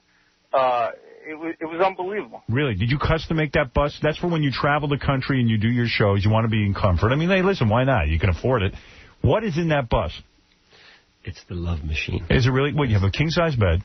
Yeah. What else you got in there? What kind of gear? It's not a big deal. You got a screen that comes out of the ceiling? Yeah. All that. You do? Yeah. You got a movie screen? Not a movie screen, because it bounces around. You got a screen. It's so funny. Today, the technology is you can actually have a satellite dish on your bus. That'll travel. In the beginning, when I was doing this, it didn't exist. You know, you actually can track. You can watch your show. You can watch. That's fabulous. Yeah, that's amazing. And we do watch you. You do. Yes. You know the reason I'm here? I'm sorry. State Trooper, what you got? What else you got? The driver told me he had about 10. I don't know if he was exaggerating, but he told me he had about 10 of these buses. He was going to pick them up in Boston. Not true? No. How many do you have? We had 4 at that time. 4. You sound really mellow, man. What's going on? You? Me? Yeah. I'm tired as hell. What are you so tired from? Are you going to be able to get through this special? It's a live special. It's live. Tomorrow night, I'll be in a 2,000-degree tornado of fire. But when you say you're in a 2,000-degree tornado of fire... You didn't see it. You should have come. Because what you're saying is, all we'll see is you stand there and the fire comes wraps on. around me, but it's 2,000 degrees. I've got to find the core of it, the center of the tornado, and move with it. So Aren't you wrapped up, though, in some special... No, I'm wearing a Nomex suit. And Nomex is flame-resistant material, but if the fire touches at 2,000 degrees, it will melt any fireproof material. You're not going to have anything around your head? Or I have my eyes are exposed, but there's a what do you call it? A hood thing. Yeah. What else are you going to do on the special? Other tricks? That is not a trick. That's 100% real. And, right. And if you came this weekend, yes. you would have seen it, and you would be here saying, "Oh my God, this is awesome." Really? You could have been there when he collapsed and caught him. Huh? You could have saved. Imagine I caught you when you collapsed. You collapsed right out of the wall of fire there, the tornado of fire. Well, there was no fire at the time. That's right. Robin knows. Now, what did you give me? I got that. Hey, my new girlfriend... where is that new girlfriend? She brought an order. I have is she here? She's not here. Bring in the picture. She signed a picture. I woke her up this morning. She groggily... Is she a model as well? Shocker. Yeah. Well, you only date models? Is that what it is now? No. Well, why not, though? What is the big deal? If that's your thing, why not? You want good-looking women. Don't make excuses. Actresses, too. Do you ever... And I want you to answer me honestly, please. Have you ever looked through a modeling catalog and picked a couple out and called them? Never did it. Ordered a girl up. So go back to the Claudia Schiffer thing. Does that work? Do people actually do that? Oh, David Brenner did it all the time. I heard. Is it true? Yeah, he says it worked all the time. Really? Yeah, came on the show and told us all about it. Yeah, would see a magazine ad or a TV ad, see the model, call up her agent, make a date. That rotten Jew. Yeah, he did it. I have another question. What is it, Ed? David Copperfield? Yes. Can I smell your fingers, yes or no? All right, so when you go to... You don't respond to him. No, I'm ignoring him. He's only a tryout kind of guy. All right, anyway, so you... It's $5, by the way, for a sniff. So you go out to dinner with Claudia and her family. Yes. And how long before you get into her pants? Is it a 2-3 month courtship? It wasn't 2 or 3 months, but we took our time. We did. When's the first time you get to kiss her? Like that night? Well, it's Europe, so you kiss like... But I mean, after the dinner with the parents, did you get her? How do you get her alone? Like, you got her number that night, you call her up for a date the next day, or you wait 3 days? Like you're supposed to? I called her pretty quick. You called her quick. You were smitten. Yeah, it was pretty cool. But how long does it take? What? Before you Before you kiss her and stuff. Like, you know. Yeah. It was pretty quick, but we took our time. It was very romantic. It was the 6 years of my life, so it was good. What happens when you see a chick like that with her clothes off the first time? I mean, you just like, whoa. Are you flabbergasted? Yeah, I mean, it's strange because... Yeah, are you doing a dance when you... Is that your reaction? That's me. I mean, you can't sit here and be blasé about a supermodel with naked in your bed. I mean, you just can't. Then life's over. When people, I guess, when you meet people that you've seen before, yes, on a magazine and so forth. Go ahead. It's an unusual thing to see them. Like you wake up and she's in your bathroom. Yeah, you go, wow. Like taking a shower and you're like, Jesus Christ, magic. Right. Thank God for magic. Or something that I do well. Let me go practice a card trick. Yeah, I got to go do something. Oh, my God. This has been so good to me. And when you go south, I bet she smells like daffodils. Oh. Ay vey. I hope she does. You know, no guy stays with her. David Copperfield doesn't stay with a chick for 6 years if you go south and things aren't smelling right. Well, Strudel. Strudel. You, man. Oh, my God, that's so beautiful. I'm kidding. Eric, you're on the air with David Copperfield, the most successful magician in the world. Rick. David. What's up? You are God, man. I saw you on Broadway when you were flying. Thanks. Most amazing thing I've ever seen. Thank you very much. I wanted to ask you, where in Russia are your parents from? My father's father is from Lipetsk. I can't even say it. See, I wouldn't even know where my parents are from. Were they commies? Were they communists? No, they were running from the Tsar, I think, all the time. Oh, they were in Romanov time. Romanov time. Yeah, David, I got a question for you. Yeah. I know you made the Statue of Liberty disappear, but I got the ultimate challenge for you. What is Could you make Baba Booey's teeth disappear? Could you make Baba Booey's teeth disappear? That would be a great trick. If you could do that, I'd put that on pay-per-view. Why his teeth? Well, so in other words, and then after 6 years, she's gone. And how'd you meet this new model? What's her name? Amber or something? Yeah. And it almost seems that she was right there. Ambra. Yes. Ambra? Yeah. Where's she from? Yeah, Ambra. Belgium. A-M-B-R-E? Ambra? Yeah. How do you get her? She was at the show. At the show. Yeah. Jesus Christ. But it almost seemed that she was right there as soon as Claudia was gone. Yeah. That's not true. That's not true. No, he mourned that relationship. I had some. No, not to make it clear. No, there was some downtime, as it were. Right. I got a chance to experience life for a while. That sounds good. Oh, that means he was banging a lot of chicks. Banging a lot of chicks. How many chicks you figure you've banged? I have no You got numbers? Are you not into the Will Chamberlain area? Records? Do you have an idea how many? Sure, I know down to the person. That's not true. I know all three of them. That's not true. Are you kidding? Does he like notch a bedpost or what does he do? You right? I know the guy from Kiss used to take pictures of each one naked. I mean, do you have anything like that? He had pictures of nuns. Yeah, he had everything going on. Oh, that's her? Oh, look at this. This is a picture of her in a little bathing suit. To Howard Love Ambra. Supermodel. She's a supermodel. At 21, she's the best thing Belgium has to offer. Read it again. This is Arena Magazine. Best thing. She's the best thing Belgium has. Read it again. Belgium. Belgium. Oh, yeah, they spelled it wrong. Isn't that the greatest? Oh, this one's hot. And she's completely different than Claudia Schiffer. The dark hair. Oh, here she is. Oh, no, that's a different one. I'll take her, too. 21. That's his next girl. 22. 22. It's a little young. She turned 22 when? Yesterday. Nothing wrong with that. You look young. I momentarily forgot her birthday. She moved in with you yet? Yeah. Oh, yeah. You move him right in. That's the move, huh? Why not? You going to marry this one? You don't approve of that, huh? Oh, I think it's silly. No, a minute ago you said, you shouldn't live with. Well, I don't think you need to do that. Don't you need your time alone? You know what I mean? I don't know. You don't know. Yeah. He's on the road all the time. They're in his house. He doesn't even know they're there.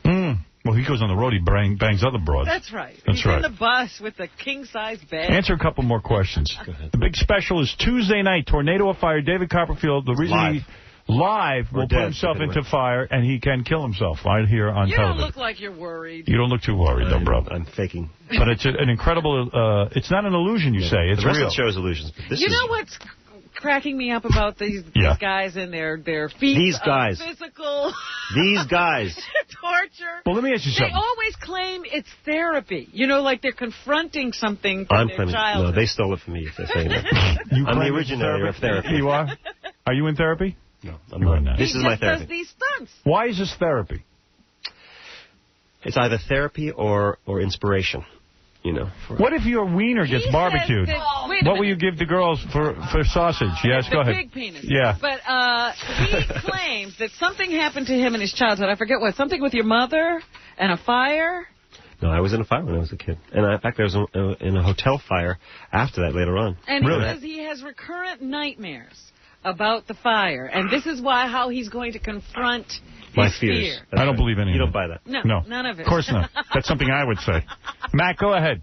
It's true. Just curious, David, which show do you like going on better, Jay Leno or Conan O'Brien? You have a preference, Jay Leno or Conan O'Brien? You don't care, do you? Who's a better host? Jay is really, really... They're both really smart. Do you like them? You don't like them? I like Jay, and I like Conan. They're both way different. They're very, very different experiences. Yeah. I mean, I like them both, actually. Conan is a lightweight. If he had to go on in prime time, he'd have a hard time. Oh, I don't think that's true. Well, I don't think that's true. On in prime time. Although I'm going to say this about Conan. He's smart. I went on Conan's show one time to do an interview. It was one of the best interviews I ever did. Is it? Way better than that, Jim. I do remember. So Conan... They both they sit and wait for a moment that they can turn into something funny. And one other thing. Yeah. Howard, you mentioned something about he never picks out guys on the on a show. That's right. He picked out this big fat guy. Hey, TV. The goose trick or whatever. TV. For the goose trick. A big fat guy for a goose trick. Yeah. You're going to start rumors again. You didn't do that? I did, but it wasn't for a goose trick. It was a duck trick. He's into fat guys. It's the truth. But all that's right. TV. He doesn't want you to know. Yeah, it's for a comedy. It was for a comedy piece. John, you're on the air. Yeah, how you doing, Howard? Yeah. David. How you doing? David, I had a question for you. How long did it take you to play Hide the Johnson with Claudia? Oh, that's a legitimate question. How long does it take to get into a Claudia Schiffer's pants? And tell guys, if they are lucky enough to get a supermodel, what is the move? Do you wait? Do you try to act like a sensitive guy, like you're not after sex? You wanted sex the first day, I assume.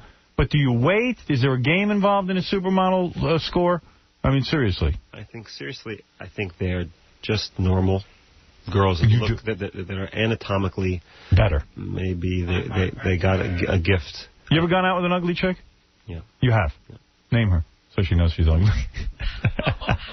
That'd be good. You know, it's like ugly compared to a supermodel. She's probably gorgeous. You went out with ugly chicks before you got famous, you know? No. No. Well, in the very beginning, when you don't know really, don't have the confidence. Yes. So forth, you started out with the ugly chicks and you worked your way up. But you know something? Ugly is just. I mean, the physical part is one level, but this is, you know, there's something inside, obviously, that they're offering me. Really? Yeah. I don't believe he's trying to relate to you. He's never had an ugly woman. Yeah. They're just ugly compared to supermodels. Mike, go ahead.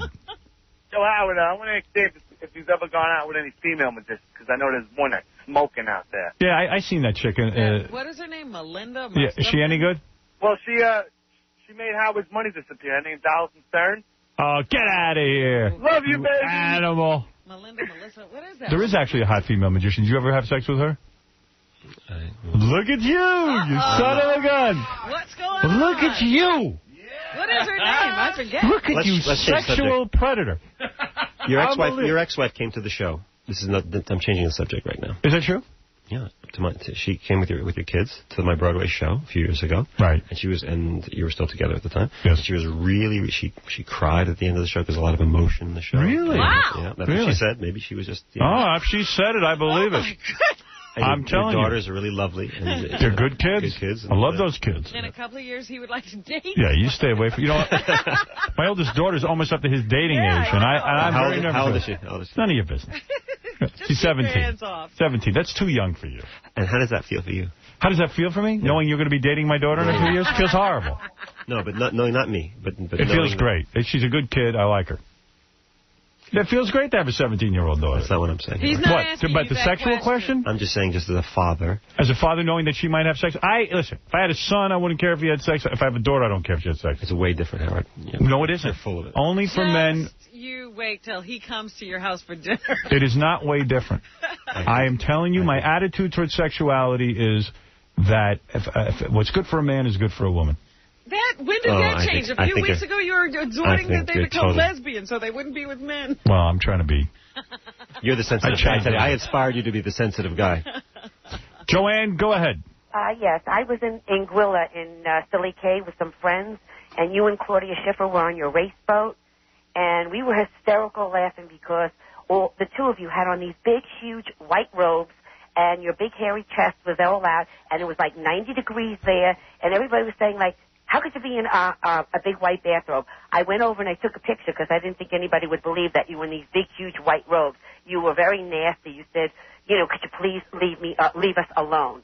And by the way, Claudia Schiffer without makeup does not look like Claudia Schiffer, let me tell you. Yeah. Wow, what a vicious animal. Wow. Now, first of all, let me ask you something. Why does the guy have to be like a circus animal with you sitting and taking pictures of him? Because, you know what, Anguilla is 20 people on the island, maybe. Right. You know what, and if you want to be famous, Howard, you can know anybody. If you want to be famous, that goes with the territory. I'm sorry. Why? You have to, you mean he's a zoo animal? No, he's not a zoo animal, but if you have a camera and a star is standing next to you, yeah, you can take a picture of him. Why? Why would you want that? Why would you demean yourself by doing that? What do you mean demean myself? What did you have no life. You don't have people you love. Why would you take a picture of some dude with his girlfriend? This is what you strive for. And when a star becomes a star, all of a sudden they get an attitude. Now they have an attitude. Now, don't look at me. But before they become famous, please look at me. You think he got into magic? I agree with you. Ma'am, let me ask you something. So when you're around doing something that might be sort of weird on vacation... Weird? Yeah, you're walking around in your bathing suit with your big-ass belly and ass hanging out. I'll take a picture of you. I'm like 110 pounds. I tell you what. Why don't you come down here in a bathing suit? I'll take a picture of you and put it on TV. That's fine by me. Yeah, I want to take a picture. My point is I agree with you, by the way. To be nasty I agree with you. I think you did. There was like 20 people on the island, if that. Yeah, the guy went there to be alone, not to have you photograph him. If he wants to be alone, there's plenty of other places to go. I've been going to that island. He's not allowed to go anywhere where you are. You have to go to a desert island. Well, you're he should go there because you know what? If you're famous, that goes with the territory. People have a right. People don't take pictures of you. You know what? If a person comes up to me and says, I'd like to take a picture with you, yes. I usually say no. Okay. But that's fair But if some guy walks down the street sitting and photographing me every minute and creating a ruckus... He's on an island, Howard, with this huge white robe. So what? And what's wrong with a white robe? I still have that white robe. Because it's 90 to probably 100 degrees there. Everybody's he doesn't have to be evaluated by you. He's not putting the white robe on for you. Can I ask you? Can I understand why he would have that huge... first of all, we were dying of the heat looking at him. You were, because you're fat. I'm fat. How did you know? People like you irritate me. You irritate me. You're irritating me. He's there to relax. And deciding what her body temperature The reason she's looking at him is because she's got such a horrible life. That's what I think. Horrible. Yeah, of course. You can have my life. I bet you what your life is you're sitting there looking for David Copperfield. Ugh. You know what? He looks like an ape in person. And Claudia Schiffer is like nothing without her makeup. We were like shocked when we saw her. What about that? Is Claudia ugly without her makeup? Actually, I do like She needs a lot of makeup, let me tell you. I do look like an ape most of the time. Wow. An ape in a white robe. What do you think? I agree with you. Don't you agree with me that this woman is an animal? Is she as low intelligence as I think she is? I agree with her. I support her view. I think she should take pictures of hairy apes in robes anytime she wants, and I'm sorry. You're not angry about it? Not at all. You Neither were. am I. I just found it very interesting that you had this huge robe on. Well, how did you know that I looked like an ape if I had the robe on? Because your hair was coming all out of it. We were like, oh, my God. Was it coming out of the sleeves, too? Was it like a Robin Williams thing? The hair out of the sleeves and the bottom, too? Yeah. It was you like can't accept the fact that this guy entertains millions of people with his magic. He loves doing it. And then he goes on a vacation. Come on, forget it. All right. Not on display. David Copperfield, it's great meeting you. By the way, coming in next is Jerry from Survivor, the woman who got thrown off the island. I wondered if she was coming in today. Yeah, don't hit on her on the way out. Let me hit on her. How's she look? She's hot. Have you watch Survivor? I can't. I'm in the middle of a tornado of fire. Let me tell you something. That's a good show. You should be watching that. You like it? Yeah, I like it. That show you watch. A guy fell into the fire on that. Oh, he's very hurt. You won't Don't be hurt. I got such a complicated life. Broadway. I was going to come see you Sunday, but I was out with the kids. I understand. Next time. I was out on Long Island. I said, come on, we'll go watch a tornado of fire. They go, with the way your personal life is a tornado of fire, Dad. We've already been burned, Dad. Yeah, we've been burned by you. We don't need to get burned by David Copperfield. Anyway, David Copperfield's 20th TV special. 20th! Live or dead, depending what happens. Tornado of Fire, tomorrow night, live at 8 p.m. on CBS. You answered all my questions. You're a brave man. Thank you. No, I'm not brave. I never found out what happened to the You know something? With what? Claudia Schiffer? What happened? Tell the truth. Don't tell me. You drifted apart? No, we broke up. Why? Because you got sick of her. No. So it proves my point. Even... You were engaged. How come you get engaged and you never get married? You were engaged for 7 years. And how come you wear a bathrobe on the beach and your hairy chest? Come back and answer these questions. I'll come back. All right. David Copperfield. How is she without her makeup, Claudia? Looks good. Is that right? Are you engaged again, or are you not? Are you ever going to get married? You never know. Right, yeah. He's never been. He's never get married. How close? Did you guys have a date set and everything, you and Claudia Schiffer? What? Come on. I'm going to wake you up in a minute. I'm going to pour water on you. Send me to the hospital again. All right. She broke up with him because he had too much hair on his chest. Get out of that robe. Saw that white robe. Yeah. All right. Let's take a break. We'll come back and meet Jerry from Survivor. She got kicked off the island. David Copperfield, I'm going to watch your Tornado of Fire. Tomorrow night. And I hope you get some sleep. Thanks. I really, truly do. Thanks. It's good meeting you. Thank you. And I'm going to smell your hands when you leave. We'll be back right after these words. You hear about the Howard Stern doll. You wind it up and it keeps... farting. After his foot answer. Wind it up and it keeps what? I said bottom burping. Yeah. I went with the breaking wind. That's a match. I said butt singing. Yeah. I said farting. There you go now. The Howard Stern Show. I'm sorry, I don't watch the show. I hate him. Howard Stern in the morning and a wider range of rock. Hi, this is Jason Priestley. I'm good-looking, rich, successful, competent, well-read, and cultured. And other than having a good-sized bank account, Howard Stern has very little in common with me. Howard has a great personality, but if both of us ever had a stroke and we both lose the power of speech, I could still walk into any bar in America and still have a better chance of getting laid than Howard. Sorry, big guy. All right, thank you. I missed that. I don't remember. He used to be famous. I know that. Now I think he's a hockey player in Canada. Guy from Beverly Hills 90210. I don't know his name. Jason Priestley. That's it. I couldn't catch the voice. I didn't hear him announce it. Well, he used to be famous, real famous, and now it's pretty much over. Anyway, Jerry, speaking of famous, this broad was one of the hot broads on... I got to see if she's annoying. Everyone hated her so much that they actually voted her off the island prematurely. Even though it might be bad for them. Yeah. But this is Jerry Manthe. Jerry is... Whoa, yeah, baby. Let me soak you in. Looking real good. I get along with you just fine, honey. I don't have any problem with her. Hey, now. Why do people, you know what I think it was? I think you're a good-looking broad, and people didn't know how to deal with it, maybe. Is that... Speak my mind. You do? People can't handle the truth sometimes. Right. You went on Survivor to essentially give a boost to your career, right? I mean, you are an actress. Looking for $1 million. Yeah. No, $1 million bucks. I mean, come on. That would have been nice. Money. But the odds of getting $1 million were slim. What the idea was, hey, let me get on TV and see what happens. Exposure. Yeah. Well, it was also the adventure aspect of it. Right. I mean, I go camping a lot. Yeah. So for me to push myself physically that far, right. When else in your life are you going to starve yourself to death? Yeah. It's a Why great not? diet plan, by the way. How much weight did you lose when you went on Survivor? Oh, gosh. Like 15, 20 pounds, I think. Wow. There was one girl that looks absolutely frightening at this point in the show. Elizabeth. She's the one who's looking really emaciated. Yeah, it's kind of scary, because someone was saying to me the other day, man, Elizabeth's so hot and this and that, you know, and I like that anorexic look. And so do I. I don't mind. You know, I like my chick skinny, but she's a little too skinny. Well, that's anorexia, too skinny. Yeah, she's a little too skinny. She's in great shape, though. Yeah, now. I mean, she literally, there's nothing to eat. She lost like 15, 20 pounds. Yeah. Yeah, and I like it. I like that they got good-looking chicks on Survivor now. I love it. I love that the whole crew is good-looking. The guys are good-looking. The girls are good-looking. Yeah. I got to ask you this first. So in the tabloids it said that, you know, Jeff Probst just got divorced or he's separated. And he was attracted to you. I could see why. You're a beautiful woman. I mean, there was an attraction between you and Jeff, right? No. I mean, especially out there, you're not feeling sexy at all. I mean, you're not showering. There was no flirting? Because there are reports that there was a flirtation between the two of you, and they really should have turned the cameras on. Was he flirting with me? Well, I don't know. Turn the cameras on you two. I don't know if he was flirting on you or not.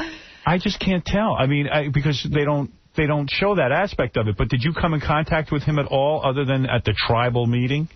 No, not really. I mean, he came by our camp a couple of times just to check on us and make sure we were still alive and we had a pulse. But Jeff did? Yeah. Personally. Is that his job?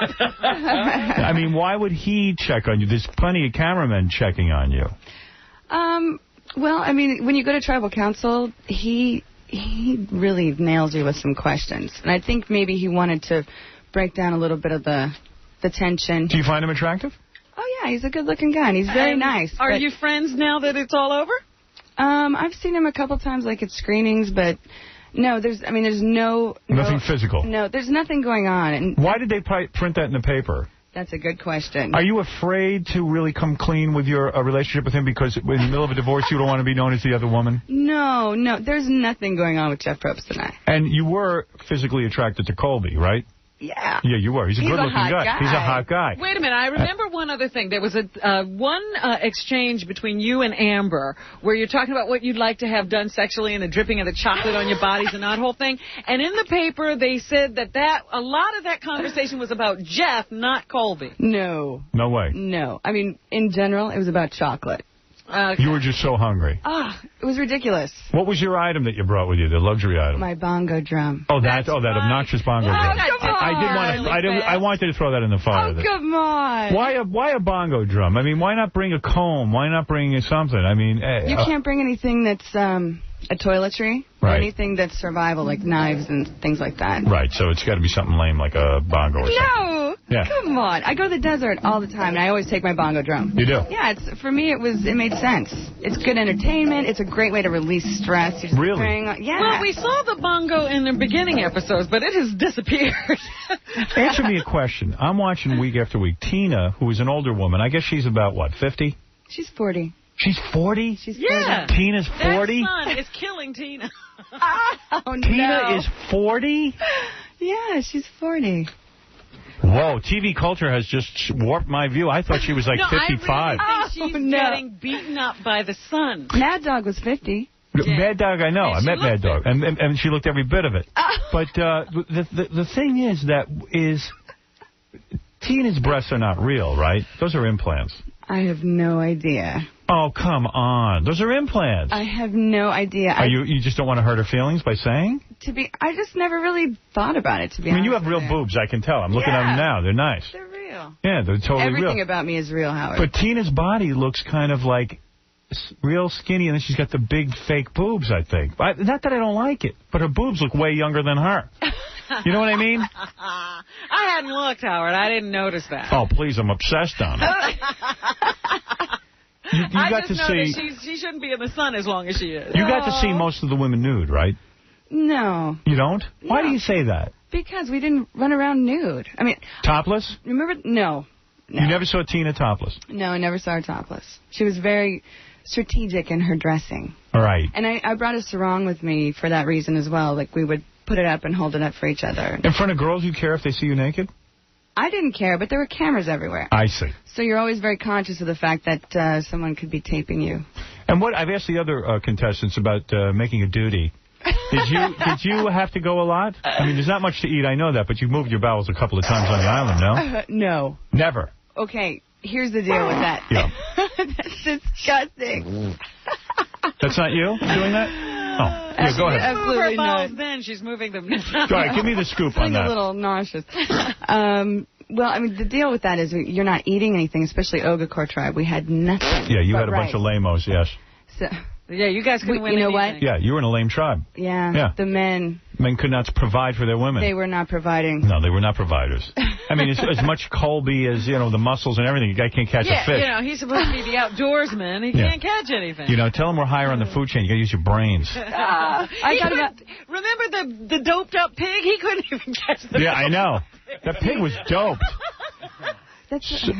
So anyway, you were starving, and I understand that you don't move your bowels as much when you're starving, but you didn't go when you first got to the island, and you had 2 big meals. Well, yeah. Yeah. That's a whole other story. Right. That was disgusting. It was, because after you ate the meals, your body freaked. So sick. You probably had diarrhea, right?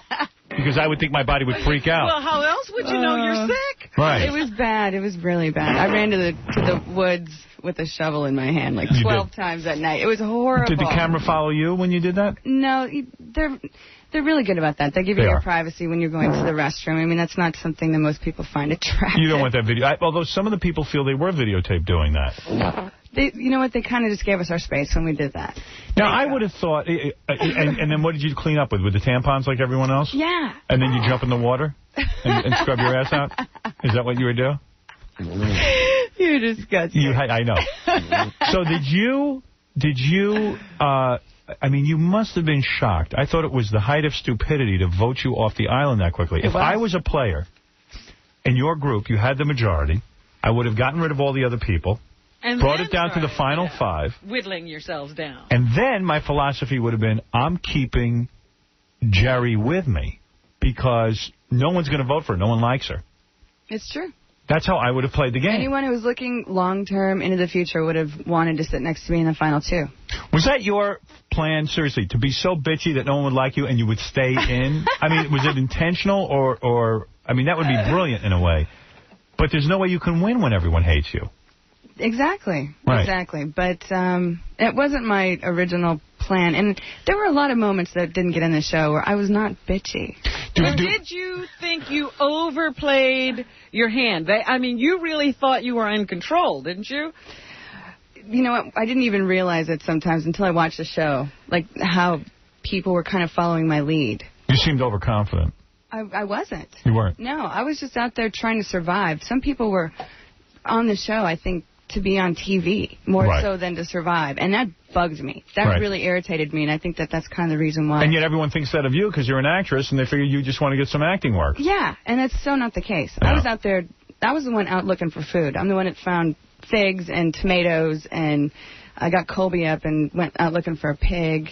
So. Is it insulting to you as a woman that a guy like Colby would not get physical with you? Because if I was on that island with you and we had all that food and everything and that nice day and scuba diving, that nice tent and all that, I would have been banging you. I mean, does he have a girlfriend at home? Is that why he didn't want to act interested in you? No. I totally would have nailed you. You were throwing yourself at him. Oh, Right? Weren't you? No, I wasn't throwing myself. You were like, But you hey, made this it is clear. This is something you'd like. Flirting. I mean, you even looked at him and said, hey, this is the greatest honeymoon without the sex. Right. Yeah. You would have enjoyed some sex with him, right? Probably. Yeah. But meanwhile, he's playing you totally. He's collecting shells for the other tribe members. Yeah, that and was, he totally dissed you. he did play you. So you were shocked when they voted you out. I was shocked. I kind of saw it coming because that morning when I woke up and I was like, you know, there's nothing fair about this game. Right. Because I wanted to win that reward. And they kind of set everyone in the wrong way. See, my reward would have been to just bang her. That would have been my goal on the island. No, forget the million. Yeah. Well, you have money. Would it have bothered you if I had hairy legs? Who cares, hairy legs? I'm a vagina man. You got one of those, I'm right there. Oh, my. Who cares? Frankie, you're on the air. Let's take some questions. Hey, Jerry, I'm sorry, but I'm so happy they voted you off the island. I really wish they kept Alicia, because she was the best. Oh, well, everybody has their favorite. Everyone has their favorite. I liked Alicia, too. I'm sorry, you look good and all, but I don't know, your attitude, it was Yeah, but there's an article in the paper, which I agree with, that you were one of the more interesting characters, so now that you're off, it becomes a little less interesting. Well, even Alicia said that the other day, that they're voting off of most interesting people one by one. Do you know who wins? I have no idea. You still do. I don't understand why. You did your final votes on the island. You know who came down to the final two. That you know. You have to keep that a secret. But other than that, you don't know because you did your voting. And then how do they keep that a secret from you? I can't really discuss she that, Howard. She can't tell you. Obviously, she knows. No, but you went to tribal council for the final two, right? Of course. Yeah, so you know the final two. Yeah. You just don't know who wins. Exactly. Yeah. How do they keep them from doing that? I think that they don't count the votes in front of them. And I guess that night on TV it's going to be live where they announce the winner to you guys as well, right? I'm not sure how they're doing it. You're not scheduled for a live TV show that night? I can't even discuss that. Remember the come live on. TV I'm telling show you. of last year? We already knew who the winner was by But then. they can't. They're doing it differently this year. Really? That's what I've heard. I don't believe it. I believe they know, and they're not allowed to say. Let's go to Mike. Mike, you're on the air. Yeah, Howard. Yeah. Yeah, if she would have had a little larger rack and possibly shut her mouth more, I think she'd still be there. Well, you're very possibly right. Say, whatever they did with the taping, a little larger rack. Where are you from? Where did you go? It made me hate her. What made you hate her? The way the show was going. I couldn't stand her. You said you wanted her off. Last week, if they hadn't voted you off, I was really considering not watching the show. You hated Jerry so much. I couldn't take it. Is that through the editing, or are you just really despicable? A lot of it was editing, but you know what, Mike? I would like to challenge everyone. I didn't have that reaction to you. No, what did she do that was so bad? I spoke my mind. I People don't know can't whether handle you've been that. watching the whole time or you just don't have. I watch every night. She started fighting with the rice at the very beginning because they of the pissed show. me off. And what did piss you off? That the chef would cook the rice and he ruined it. Do you remember the very first episode? Yeah. They were all away talking about how they hated her. Yeah, but why? Because she made everything difficult. No, it was not me. Keith made everything difficult. I just wanted to eat some rice. And I know how to make it, and I know how to make it right. And, and then you made those nice rice pancakes. I made flour tortillas for everybody. But when she I did don't know why. It was like, you see, I know how to do everything. She's right. How could a chef not know how to make rice? Thank you, Howard. Thank you. You and I would be all over that guy's ass. Then when he made, especially when you're starving, and that's all you had to eat. They finally got some fish. Yeah. Keith cooks the fish. She's watching his every move as he makes the fish. Right. Like he better not mess up. And then the fish along is with everyone good. else. Yeah. And she's pissed that the fish is good. I was not. I was excited. I didn't think you were pissed. No. Like. That's what it looked like. And I don't know if it Did you hear me editing. going, oh, my God. That was me liking the fish. Okay. All right. Where are you from? New York? No, I grew up in Germany. I'm an Army brat. Oh, so you've been all over the world Yeah. with your dad? What was your dad? Was he like a major or something? No, he made it all the way to Command Sergeant Major, which is the highest NCO officer you can become. I don't know anything about that. That I'm a means pussy. he was not an officer. He was not an officer? Sergeant. Your dad was He's an NCO. Your dad was in the Army his whole life. He only was a sergeant? No, Command Sergeant Major. Which I don't know what that That means. means like the biggest sergeant you can become. It's sergeant, though. No, it's not. That's a sergeant. E9. So you're saying that's lame, too, right? You're the commander of the entire... It's as high as you can go as not being an officer. But he still has to take orders from Why did you ever say to your dad, why are you such a loser that you cannot become an officer? Did you ever say that to him? I am so proud of my dad. Are you? Yeah, my Let dad's me meet a him. wonderful I'll fix man. him. I'll make him feel bad about himself. No. What is the case? Hey, Howard, just some of the E-guys brought this to my attention. They were looking at Jerry. Jerry seems to have one breast that's bigger than the other. Is that true? Let me see. Did you ever get Jerry, that? do you have that? Tell you that? I don't see that. No. Why do I not see that? What are you talking about? That's what the guys were telling me. Let me see. You guys are wrong. No, the left one's wider. Yeah, it's bigger, right? Well, those are real. It's the angle. Hello. You know, they might be onto something there, Jerry. Something's bigger. It's an optical illusion. You might have to take your top off. Have you been asked to pose naked in Playboy yet, like all the other girls? Nobody's been asked yet. No one's been asked. No. The chick on Temptation Island was asked, she claims, and then it turns out she wasn't. Yeah, well, she still thinks she was. So no one's been asked to be in Playboy? Not as far as I know. I'd like to see you in Playboy. I'd totally take a look at that. Now, what about the rumor? Have you met any of the people from the first Survivor? Oh, yeah. Is it okay? Because it always seems to be a little contentious between the first group and the second group. You know, I think that's all for TV. Is that right? Because I meet them in person and they're very nice. They're okay. Yeah. Now, there's another rumor going around that a sex tape exists of you and Colby having sex on the island. And it's a very, very big rumor.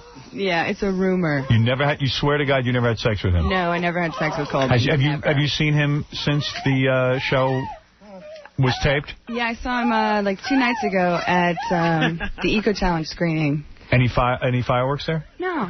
Nothing. No, especially now after I've heard what he said about me. Yeah, right. You don't want him now. You didn't know I'm any done. of that stuff before you watched the TV show? Right. Frank, go ahead. Yes. Yes. Hey, Howard, I know one of the last couple people of Survivor is. I don't know who the actual winner is, but I know who one of the last 2 people is. Do you want to know, Howard? Or do you want to wait? Well, because you know he doesn't know anything. How would you know? No, it's Colby, Howard. How do you know? Because we have a friend that's a lawyer. I don't want to say any names. But, he's in cahoots with the guy, and, they're trying to keep it quiet, but I think they're going to be going public with something after the whole thing's done. All I know is I've had a million people call up, and it's always wrong. Who it is. And I'll tell you, Jerry's shaking her head. I don't know if you're trying to throw me off, but you are shaking your head no. I just think it's funny when people say, I know. And what about your audition tape? What did you do to get on Survivor? Oh, I had a really good time with my tape. I pieced together a mini movie. I taught myself editing software the whole bit and started off with like a montage of me bartending, busting like 25-pound bags of ice, and then cut to like me backpacking and hiking and cooking and playing with my dog and my cat. And just a well-rounded idea of who I am. Right, and they liked that. Then they called you right away and said, listen, we want you on this island. Yeah. And you... After many interviews. Would you do it again? Absolutely. You would. Why do some people... like that tall guy who... Mitchell. He was sick and he couldn't handle it. What is he just a pussy? Or No. What is it? Why can some people handle it and some others just sort of fall apart? It's real, and it's very difficult, and it's not something that everyone can go through. Is this true that Les Moonves has been quoted as referring to you as a bitch? Is that true? I don't know. He's the head of the network. That's not right. Right. You know what? I've learned not to believe everything I read. And let's see what else. Okay, you are a bartender pursuing acting. You had a brief part in a Paul Sorvino Showtime TV movie last year. So have you been successful as an actress, would you say? I mean, is it very difficult getting some kind of work? It's very difficult. It's a hard career. But, Do you think Survivor has helped? Absolutely. Absolutely. I mean, I've had very small successes along the way. I've been struggling at it for like 8 years. And maybe this is the break you've been waiting for. Tim, you're on the air. Yeah, how you doing? I want to know about that tape. Hook her up to the lie detector. What, about the tape with Colby? Yeah, that's right. What was the other thing we heard, Benji? Where's Benji? You here? Yeah, what was the other thing we heard that there was there was an ex-boyfriend that said you sexually exhausted him? Are you good in the sack? And you've been married before, right? Yeah. And no there was kidding. rumors that you slept with others while you were married. Is that true? I was 19. I was stupid. You were too young. Yeah. So you did. You fooled around, and then your husband got pissed. Well, I fooled around on him after I realized it wasn't going anywhere. Right. But he didn't know that. He found out real quick, though. He did. When I kicked him out of the house. Okay. I see. But that was 19. You know, I was a totally different But person. they did in this article. I remember that article where they said you were like a sexual predator. When you wanted a guy, I'm you a went sexual after person. him. Are you really? Yeah. So when you want a guy, how do you go after a guy? What do you do as a sexual predator? Whatever feels natural. Really? And you go right up to guys and say, listen, I want to have sex with you. Here's my number. No. Because that's what I need you to do. You don't want any subtle... I want to bang you. Jesse, go ahead. Yeah, don't make me chase you, because I'm not going to. Yeah, go ahead, Jesse. Jerry, Hi. you don't know how happy you made America getting kicked off this show. Yeah, I know. Are you getting a lot of this, that people just despise you? You know what, to my face? No. No. But when they don't have to look face to face to me, they... Well, if I saw you, I would tell you to your face. Yeah, I don't doubt really? that. Anyway, don't make me go there. Colby, and he couldn't stand you. What did you say? She thought she had a chance with Colby, and he couldn't stand her. Well, that's what made the show interesting, yeah. I know. And what about that time? You know, the one thing that I thought was really wrong was when they had that challenge where everybody was blindfolded and you had to lead them. You were doing a really good job, and they, in their blindfolds, didn't know how well you were doing, and then Colby ripped off his blindfold and doused you with water. That was kind of cruel. Yeah, but you know what? When it happened, it was very playful. We were laughing and joking. It looked worse than it. Yeah, but they edited it play well on. What about that comatose chick that you bonded with? What's her name? Which one? Amber. Amber. She's in a coma? Is she in a coma? I mean, does she talk or what? Yeah, she's very sweet. She's hot. She's young. Did you ever have any sexual feelings for her? No. Have you ever made it with a girl? No. You have, haven't you? You're lying. I know when a girl's lying. You made it with a chick. I don't. When did you try that? When did you do that? Oh, my goodness. Baby. No, I haven't. You're very sexual. You probably experimented a little. Did you give or receive? There's probably another guy there. Oh, my gosh. No, the girl did it. I'll tell you the whole story. The girl did it to you, but you didn't do it back to her. How close They am were I? friends, had a couple of drinks, they started to make out because they thought it would be funny, and then it went from there. Yeah. I didn't know what you guys were talking about. It was in college. Are you afraid to say because your father would find out? Oh, yeah. No big deal. You're not a dyke. It's just you were experimenting. Okay, so you practice French kissing with a girl. You guys are funny. No, when did you have your first lesbian experience? Be honest. I've never had a lesbian experience. Really, seriously? Yeah. But girls have done stuff to you. Would that be fair to say? Done stuff. Yeah, I mean, like girls have kissed and touched your breasts. And, use their fingers on you. And kissed you in a strange spot. Is that true that happened? Stop. I don't want to talk about this. Did you pleasure yourself when you were on the island? No. Did you have you never touched your hey nanny nanu? No. You never did? No, I didn't. I don't believe Except that. to, freshen. Right. Yeah. All right, let's go to... I got go a ahead. question. Did you ever date that comedian Joe Rogan? Did you used to date him? Yes, I did. Oh, Howard, listen to this. Somebody sent me a note. It says, Oh. Joe Rogan talks about it on his website. He says, because of her, he will never date a woman with a headshot again. And he also says she's a 3-inch chick. Oh, really? Is that true? Great ass. You're into anal? No. No. If he says that, that's what he's saying. Is my witness. That is a great ass. That's right. Thank you, Joe. That is Joe. Round and muscular. Why I didn't know they had dated. That's a great bit, by the way. Yeah. Yeah, and you dated him, and were you in love with him? No, I didn't really have time to fall in love with him. Why do these guys have... He says, because of you, he'll never date another actress. But that's not true. When I met him, he said, I have a no headshots policy, but I'll make an exception with you. Yeah, of course, you're a hot chick. Exceptions, probably. I wonder why people think that of you. Rich, go ahead. Yeah, I want to know how she felt when she was watching Colby manhandle her on that obstacle course, throwing her down I know. in the sand, grabbing her by the seat of the pants, tossing her. She like that?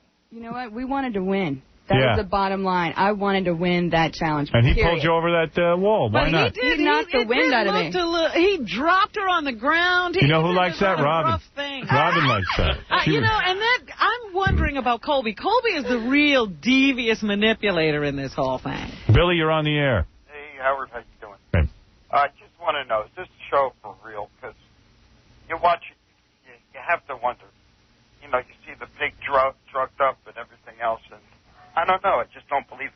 You don't believe it's real. You don't believe it's real? What do you mean? They're all starving. They're wasting away. Why would it be real? They look like they're all actors or something. Well, they look like actors because they are, but the show is real. They're taking actors and putting them in real situations. Okay, so they are actors. Well, like Jerry is. Okay. And a lot of them want to be. They want to be famous. Orenthal, you're on the air. Is that OJ? OJ? Yes, OJ. You can call me OJ. Come on, speak up. For some reason, I'm having trouble hearing you. I want to ask Jerry out on a date.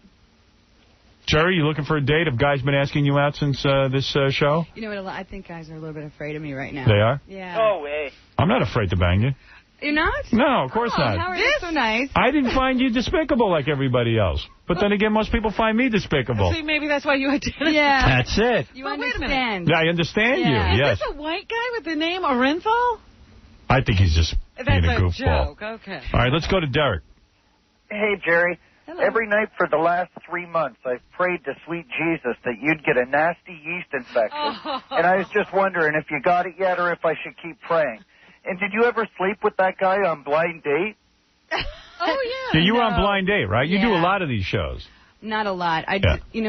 No. You were in love with this guy on Blind Date. You were on that show. No, I was not. I was drunk. Really? So did you put out or what? Did you put out? Absolutely not. You did not put out for the guy? Out. Give him a little oral? A little oral? No. How about the yeast infection? Have you ever had a yeast infection since he's been praying for a yeast infection for you? No, I haven't. No. Proud to say so. So he should keep praying. Great show Saturday night, Howard. Love those boobs, Robin. All right, thank you.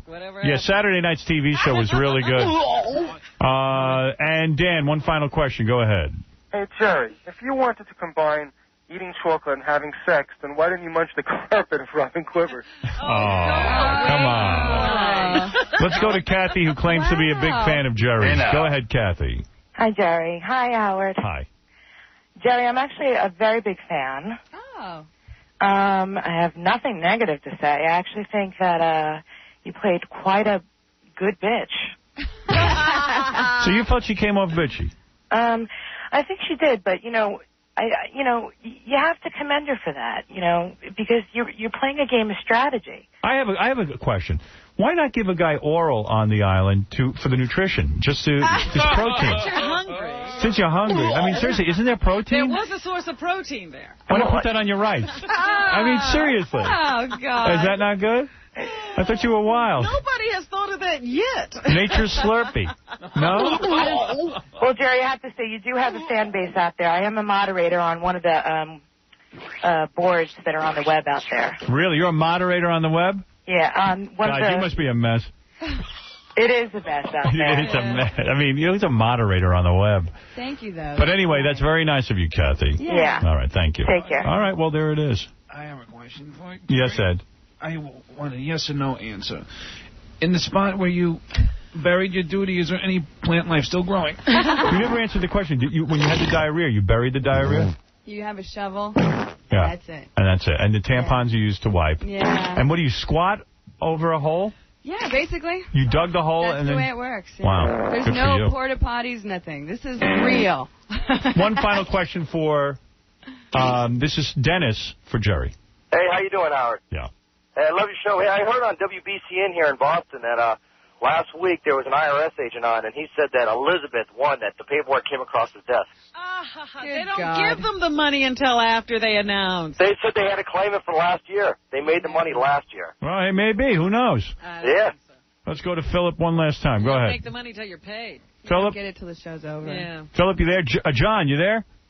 Yeah. Go ahead. Hey, Howard. No, I can tell you why she's a bitch. Why? Well, because, what's her name? Your girlfriend knows she is.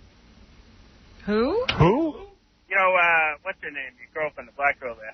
Robin. Robin? Yeah, Robin. She said she's a bitch, so, it takes one to know one. Well, that's true. Oh, my goodness. That's absolutely true. You're right, sir. Oh, there you go. Can we get some good questions in here? All right, one last question. Greg, you're on the air. Hey, Howard. Yeah. This is Greg. I want to tell you, remember when Alicia was on? Yeah. When it got kicked off, she talked about that her and Jerry cruised around the island afterwards for a week or so. Right. And she kind of hinted around that you guys fooled around. No.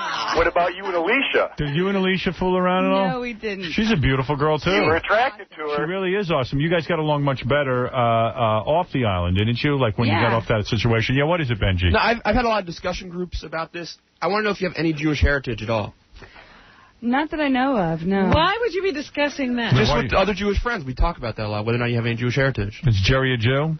Yeah. Not that I know of, but you never know. Not that I know of. You know if you're a Jew. Benji. Yeah, why is that a big issue? It's a big... Why do you wreck every one of my interviews? By sorry. taking me completely off topic. Go sit over there. All right.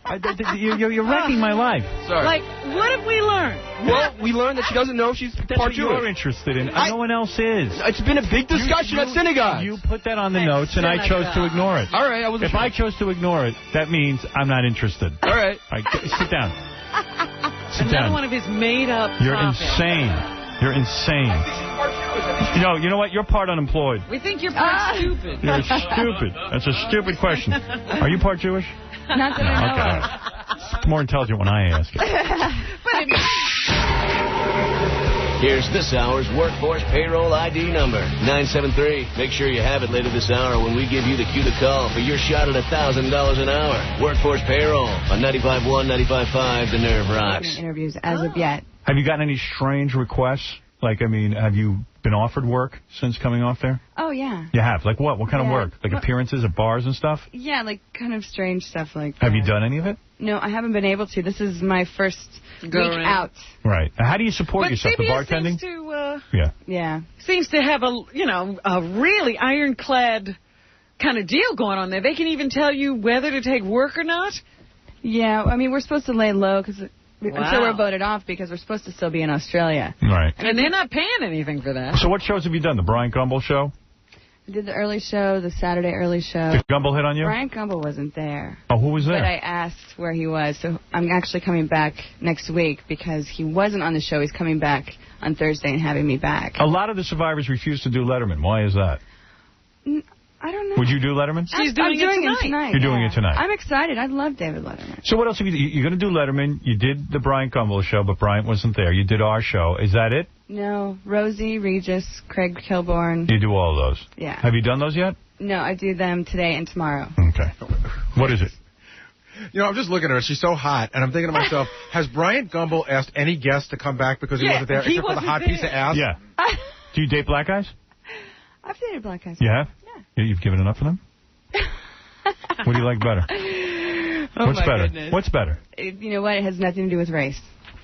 Really? Do you date? It's an individual thing. Have you dated some black guys, or you date predominantly black guys, or like half and half? Because we'll give up now if You you're know just what? dating black Have you guys. dated any other nationality? I tend to date Italian-looking men mostly. That's why me. they good looking Tall, guys dark, like, handsome. Yeah, that's me. Like Howard. Right. Well, I'll tell you something. If you like size, if you like girth and size, I've got that all down below. You know what? I believe you. Oh, you do? Yeah. Well, you're crazy then. Then I'm staying away from you if you believe that. He's sort of a Colby type. I can see how. Yeah. I got the build, that's for sure. Well, anyway, have you been offered money for sex? Seriously? No. Does anybody, like a rich guy, come up to you and said, listen, I saw you on Survivor. I thought you were hot. I'm going to give you some money if you give me oral or something? No. But do you get I'd smack recognized? him. Really? You Yeah, would? I would smack him. If I was to say to you right now, I'll give you $3,000 to show me your breasts, would you do it? No. Never. I wouldn't kiss people's ass on the island for $1 million. You think I'm going to show you my boobs? Well, maybe you're proud of them. Maybe you want me to see them. Maybe you just want to. I'll go for broke on Jerry. All right, I go know, ahead. I know that they get offered a lot of money. $10,000, Jerry. I1.com, CBS company. You're not getting paid for right now. $10,000. You turned down $10,000 just to show us your act for just us. I would say no. $10,000. Yeah. $10,000. Wow. She must have a trust I mean, fund. you've been to a topless beach, right? Yeah. It's just like a beach in here. It's a beach. This is nothing like a beach. Thank you very much. But nobody's going to see it. You don't feel the hot lights in here? Wow. So you turned down $10,000. Wow. There you go. Well, she's thinking she's going to be getting a lot more. It's not going to be good in a year, this offer, by the way. That's right. All right, anyway. But do you get recognized on the street now? And Yeah. Okay. See, I don't think you look anything like the girl on the TV show. I'm always shocked. I don't think I'd recognize you walking down the street. I know. I always wonder about that, too. Yeah, I mean, you look totally different. You're not in a bikini, you know, which, by the way, you look very good in. Yeah, but last You're a hot week, chick. everybody was you. wearing a lot more clothing. Did you know that? Yes. Notice that? Everybody was really dressed. The It was hair. colder. It's the hair factor. Is that what it is, too? Yeah, your hair looks good. You're a hot chick, I'll tell you that. Oh, thank you. I'm sure a lot of guys would enjoy banging you. Right, Robin? Well, With according their to eyes the open? tabloids, Right. With their eyes open. You're right? damn right, with the lights a lot on. have, Howard. I've never been in. Is that right? You've really my you've been through a lot of guys, huh? Well, I'm just telling you what I read. And you believe everything you read? She's good looking. You know, I like a good looking chick that bangs a lot of guys. I'm not a virgin. You're not. All right, so there you go. Your poor father. I know. Right. Where's the master sergeant? Hanging himself from a tray right now. Command Sergeant Major. There you go. There you go. Well, Jerry, pleasure to meet you. Thanks for answering all our questions. I'm sorry you didn't win the $1 million. That's I tried okay. to give you $10,000, but I guess you're not going to take it. Thank you for offering, though. Yeah, That's and we'll very be back with the news right after these words. Hi, this is Hank, the Angry Dwarf. Well, you. Why am I so angry? What goddamn business is it of yours? I think all of you people who listen to Howard Stern can go take a flying You people mean nothing to me. You're like crap. If only I could reach you from the top of the Howard Stern building. You listening to the Howard Stern show, climb to the top of the building and jump off. And hopefully all of you will die. Howard Stern. Howard Stern in the morning. And a wider range of rhymes. Howard Stern. Let's make it feel at home. Kids, follow me. Say, Baba Booey!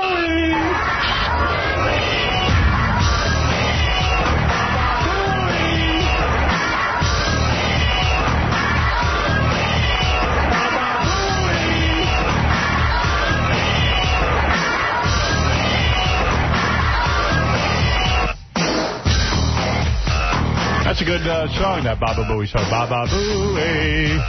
I seen those teeth, I can't believe what. If I could rap, I would rap over this. All right. Chuli, you're on the air. Hey, Howie. Yeah. What's up, Nigarachi? Nigarachi, that's right. That is my other name. Hey, man, I got to tell you, I thought the lie detector test was a great show. Yeah, huh? Did anybody watch the TV show with that piece of ass Kylie Vax being hooked up to the lie detector? You see her boobs? Oh, that shirt was so small. Oh. Oy vey. Like dental floss. She's doing Tommy Lee. Yeah. Was Fred Norris. Hypnotized. Let me tell you something. That was the greatest. Uh-oh, here is Robin Rodzinski. Hi, I'm sorry. I just wanted to mention real quick that tonight and tomorrow night on the E! Show... Yes. The Kylie Vax and Carmen Electra two-parter. The two-parter, the full thing. Yeah. Oh, look how lovely you look. You'd be smart to dress like Kylie Vax, honey. You've got the body. Show it off. And then get into a lie detector. And then get into... I'm going to put Robin Rodzinski on a lie detector. The rumor is Robin Rodzinski has been jogging like crazy, and you can see the results of that jogging. I'm going to jog. I'm going to jog with her. Well, you should. She's always out in the park. You like to run in the park. You know what they ought to do on E? They ought to highlight Kylie's nipples. Oh, what do you mean by that? There's no need to highlight them. You can see them. Draw circles around them. Do you love that? It was a T-shirt, a belly shirt, that she cut down to be even shorter. I love that. Unbelievable. Yeah, I told you, watch the Saturday Night TV show. It's so good. Yeah, Fred was amazing. When he was doing You, yes, it was so funny, man. It was hilarious. Not to me, it wasn't. Wow. No, it really was great. That was a lot of fun. He just turned his back to you, man. It was hilarious. Yeah, and that's what I do to him. Hey, I love you guys. By the way, man, I was the guy who bet the $300 with you guys in Vegas. Yes. I never got a chance to thank you guys, man. Hey, you're welcome. You won. It was a great experience, and keep up the good work. Thank you. I love you guys. All right. Thanks. Love you.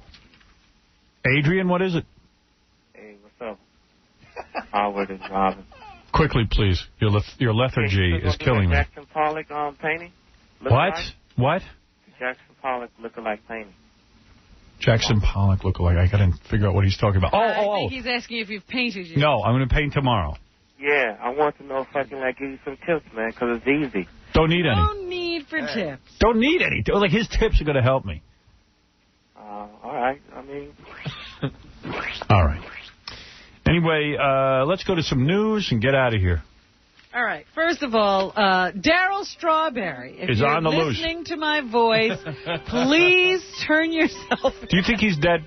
I don't. No. I don't. I think he's on a binge. I like that the other baseball player, Dwight Gooden, is looking for him. Well, I was just going to say, Dwight announced his retirement last week, and he's found something for himself to do already. Look for Daryl Strawberry. Daryl Strawberry. Yo, Daryl!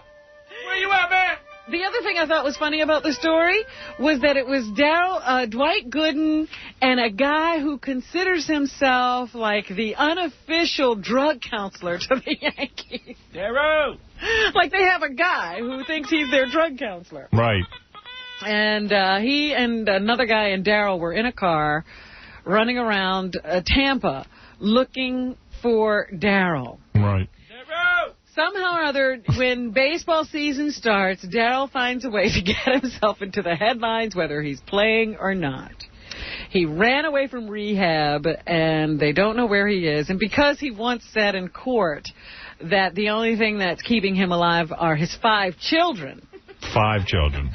They think that he could be dead because they haven't been able to find him going to all his old So haunts. easy to find him here. I'll do it right now. Daryl, I got a bag of Coke right here. You're You come using in- the wrong bait. Yeah, you come in here. We're gonna give it to you. Well, going door to door looking for Darryl Strawberry is a good occupation for Dwight Gooden. I feel bad for Darryl Strawberry, and I'll tell you why. I think that the guy has colon cancer. Listen, they even said they were interviewing some of the Yankee management. They said the guy never was a problem, always showed up on time, always did his job. We never had an issue while he was drug addicted, irresponsible, nothing like that. Yeah, he was a good baseball player at the time. And really, society has deemed it, they kept giving him drug tests. He can't stay off drugs. Is that such a crime that this guy can't stay off drugs? I mean, think about it. They say it's the double whammy of the colon cancer and the drugs. If it was one or the other, he might be able to handle it. Right. But the two together, he needs drugs to cope. Yeah, that's how he copes. And you know what? Let him. Leave him alone. Why does he have to be in rehab? Well, my thought is, it was months ago that he got into trouble. He's still in rehab? Yeah. Because he can't get out. That's crazy. Rehab isn't supposed to last the rest of your life. Yeah, well, it was that or a jail term.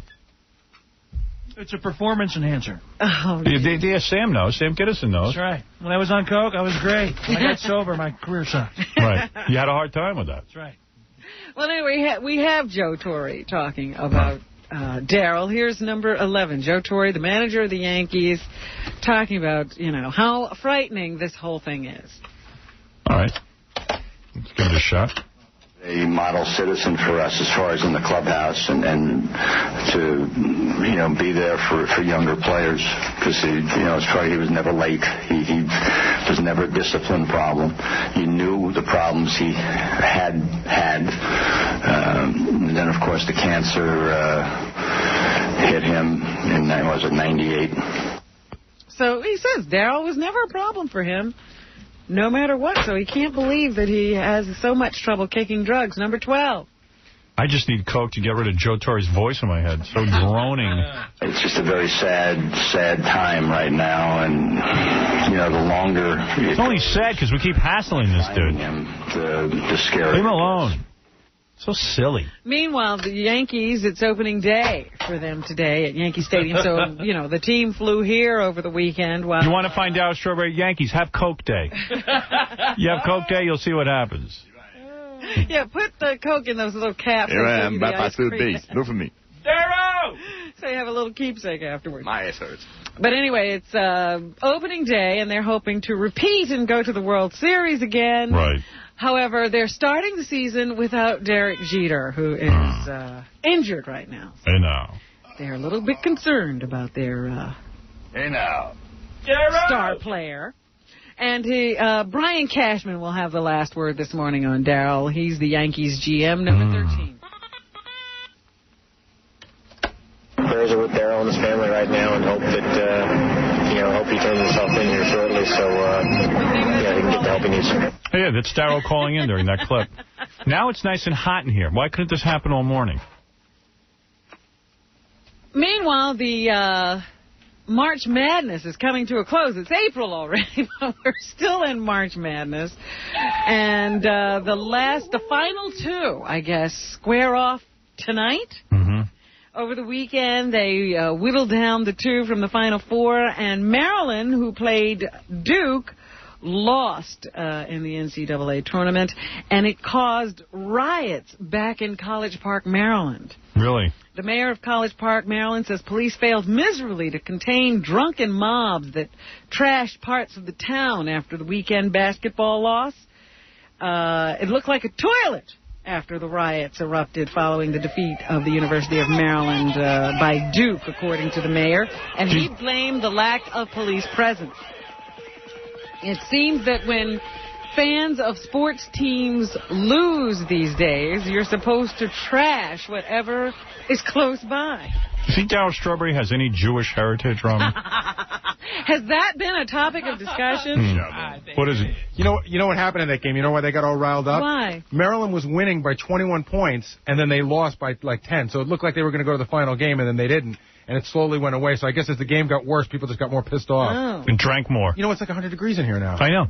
I can't get a balance. When you tell them to turn on the heat, you say not a lot, but they can't do that. They can't do it. I'm telling you, I got to get somebody to fix the studio. I can't go through 5 years of this. I have calls into Tom, but he's not in right now. No, of course not. So do you want some air in here? No, now? I'm going to leave. I'm going to walk out now. Robin, do your stories because I'm walking out. And then we can trash this place. I can't sit in here. Maybe we should trash this place. In one case, the rowdy fans chased off firefighters, rocking one fire truck and forcing a crew to flee. You're friggin' right in here. One fire was so bad it knocked out cable television and internet service to thousands of customers. So I guess maybe we shouldn't have these tournaments. People get too worked up.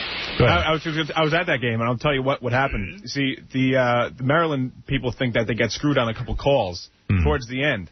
And even people around there were getting mad and yelling and stuff like that. They were crazy, these fans. All right, get out of here. All right, I'm going to leave. Was it awesome? Yeah, it was awesome, and it's hot as hell in here. I know. Come on, I'm dizzy. All right. Arrested Slobodan Milosevic. Slabo, yeah. Over the weekend. And it was pretty wild to me. Like, what does he have at his house? Because... It's Darryl Strawberry. Is Darryl Strawberry at his house? Right. Because when the police came to arrest him, they sort of got into a war, and they wound up in a 26-hour standoff because he had people shooting back at the people trying to arrest him. And they say at one point he threatened the lives of his family and himself if they tried to break in. And I suppose over the 26 hours they managed to negotiate a peaceful settlement to this, and now he's in jail. His daughter started shooting into the ceiling. Did you see that? Yeah, she started shooting off gun off into the ceiling. So everybody was armed in that family. Yeah, everyone was running around with guns. It's amazing. Now they say they're not charging him with the crimes of against human rights that the world court would like to see him tried on. They're charging him with fraud and that kind of thing that are sort of local crimes. And they say that they think they're trying to prepare public sentiment in the country for when they ship him off to The Hague so he can stand trial for major crimes against humanity. There was also a problem between the United States and China. Milosevic's problem is he doesn't have Hitler's charisma, you see? That's... Everyone says it. Well, you know what his real problem is? He didn't step off the stage. Once he was done with his ethnic cleansing, he should have killed himself, and everything would have been fine. Hitler liked kids and could dance. Big difference. But Hitler wasn't around to prosecute, so all you could do was write books about him. You couldn't arrest him and put him on trial. Frank, can you do a Hitler impression? I guess not. Okay. Yeah, the Jews! Yes. American officials haven't had any contact yet with the crew of a crippled Navy surveillance plane in China. That, according to an admiral and commander-in-chief of the U.S. Pacific Command. We had this spy plane, very sophisticated spy plane over there that got into a bumping match with a Chinese aircraft and was downed. Now they're afraid that the Chinese will get a very good look at the plane and learn all our secrets about spying on them from the air. So they're trying to get the crew back. The Chinese say that the crew is in good shape, but they have not been allowed to speak to any American officials at this time. I suppose negotiations will start about how to get these people back into the United States.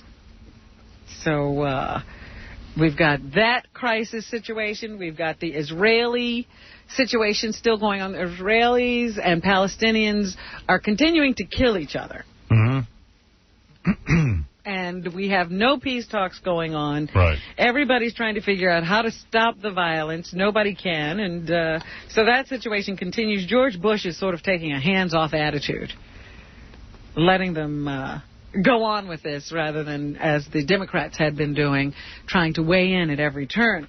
Meanwhile, Barbra Streisand has sent a letter to the Democrats.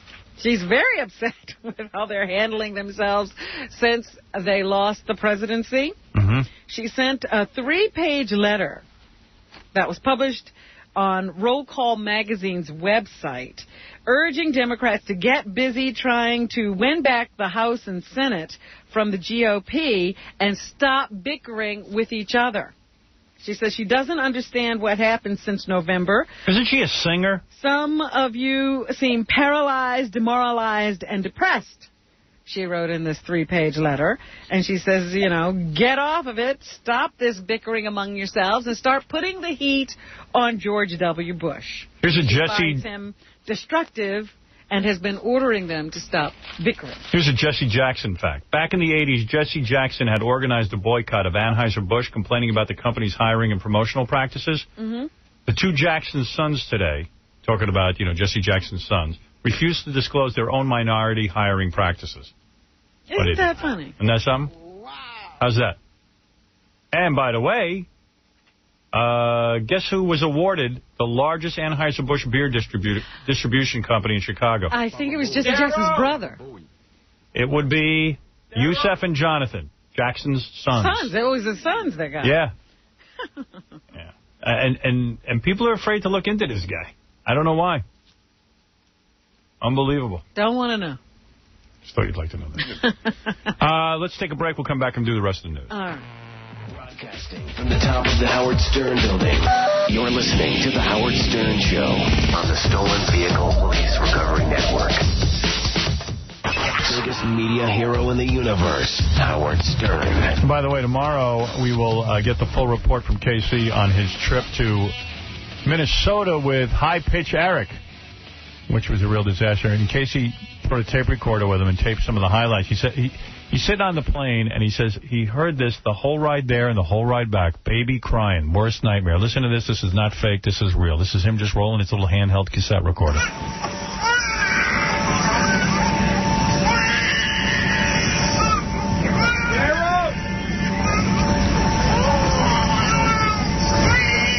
The whole time. Oy vey. How long is the trip? 4 or 5 hours? 4 or 5 hours. I don't know, 3 hours. 3 hours, maybe. Of course, the crying of KC, because he had to sit next to High Pitch Eric, was louder. Anyway, let's finish up the news, Robin. Go ahead. We were talking to Henry Hill when we were out in L.A., and he was announcing his website. I guess he wasn't ready for the big push, though, which is coming now. He's now doing major publicity to tell people about his website, GoodFellaHenry.com, I guess it's called. And on there, you can see Henry when he was a younger man. And, wow. You can also see him with his cronies from days gone by. He says he's making money with it. Yeah, he says it's paying the rent. I don't understand. How's he making money with that? You see pictures of Henry Hill and people are paying for that? I have no idea, but they ought to start selling shares in this website if it's making money. Yeah, it's amazing. No one else can make money on the web. Aren't, but Henry is. They also say, you know, here's a way for the mob who was looking for Henry all these years to get to him. They can now just send him an email if they want to tell him what they think of him. Dow Strawberry's on the phone. What is it, Dow? Low, Howard. Anybody want to know where I'm at? Where are you? I think I'm in the Arctic Circle because I'm stuck in a blizzard right now. There's snow all around me. People want to know what it's going to take for me to come back. I think a date with Robin. I want to see them fun bags of hers. Well, Daryl, I hope you're all right, and we're all pulling for you. Howard, I have a question. How come my bunghole hurts so bad? Well, did you fall asleep at the crack house? I don't. I just wish somebody send me money. I promise I'll use it to come home. Maybe you should call Crazy Cabby. You know, how I just want to plug my website. It's www.ineedcoke.com. Right. All right, Daryl, thank you. Daryl! Yeah, we're looking for him. The search is on. Go ahead, Mugzilla. You're on the air. Hey now, Howard.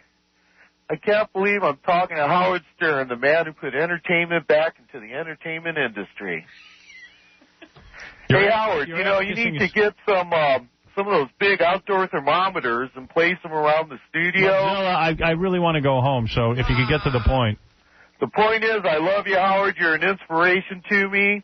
I saw you in L.A. I was outside. All right, go ahead, Robin. Go ahead and do the news. The mother of the California school shooting suspect, Andy Williams, he was the one from one of that high school in Georgia. Oh, no, yeah. Santee, I think, maybe. Yeah, the California Santee shooting. She lives down in Georgia. She talked to NBC's Today program this morning about her 15-year-old son, and she says her universe is crumbled since that March 5th shooting rampage at the San Diego area high school. Williams says she was allowed to meet with her son for about a half hour. And she says he seemed depressed and confused. And they didn't seem to understand he didn't seem to understand the consequences of his alleged actions. She says she never asked her son the question why. She says she just wanted to hold and comfort him. And she's about the only one at this point. She says her son hadn't been happy in California after moving there from Maryland and that he missed his old friends. What? Yeah, they're easier to shoot. They stood still when he aimed at them. Meanwhile, a frightening survey was published today. 1 out of 5 high school boys admitted smuggling a weapon onto campus in the last year. Hey! And more than half said they could get their hands on a gun if they wanted. Me? Yes. The seeds of violence can be found in schools all over America. According to the president of the Institute of Ethics, which conducted the poll, today teens, especially boys, have a high propensity to use violence when they are angry. They have access to guns, drugs, and alcohol, and a disturbing number take weapons to school. If anybody cares, a cold front is now moving into the studio. Oh, boy. We just had a heat storm, and now the cold front's coming in, and I'm feeling sickness coming on. Don't you think that kids have always had these violent feelings? Yes. Getting hit by a diesel. I've always had violent feelings. I have them right now toward a certain general manager of mine who just refuses to acknowledge the fact that the heating and air conditioning does not work. I've studied on killing you. And he knows that we have to begin work on making the studio better. Not this year, though. No. And kids have, listen, I moved from 9th grade, 10th grade, I moved to a new school. None of the kids were nice to me, and I hated them all. I still do. Even when they contact me now and go, oh, I want to hang out with you. You're still angry. Yeah, I wouldn't hang out with them. The time to hang out with me was in high school, not now.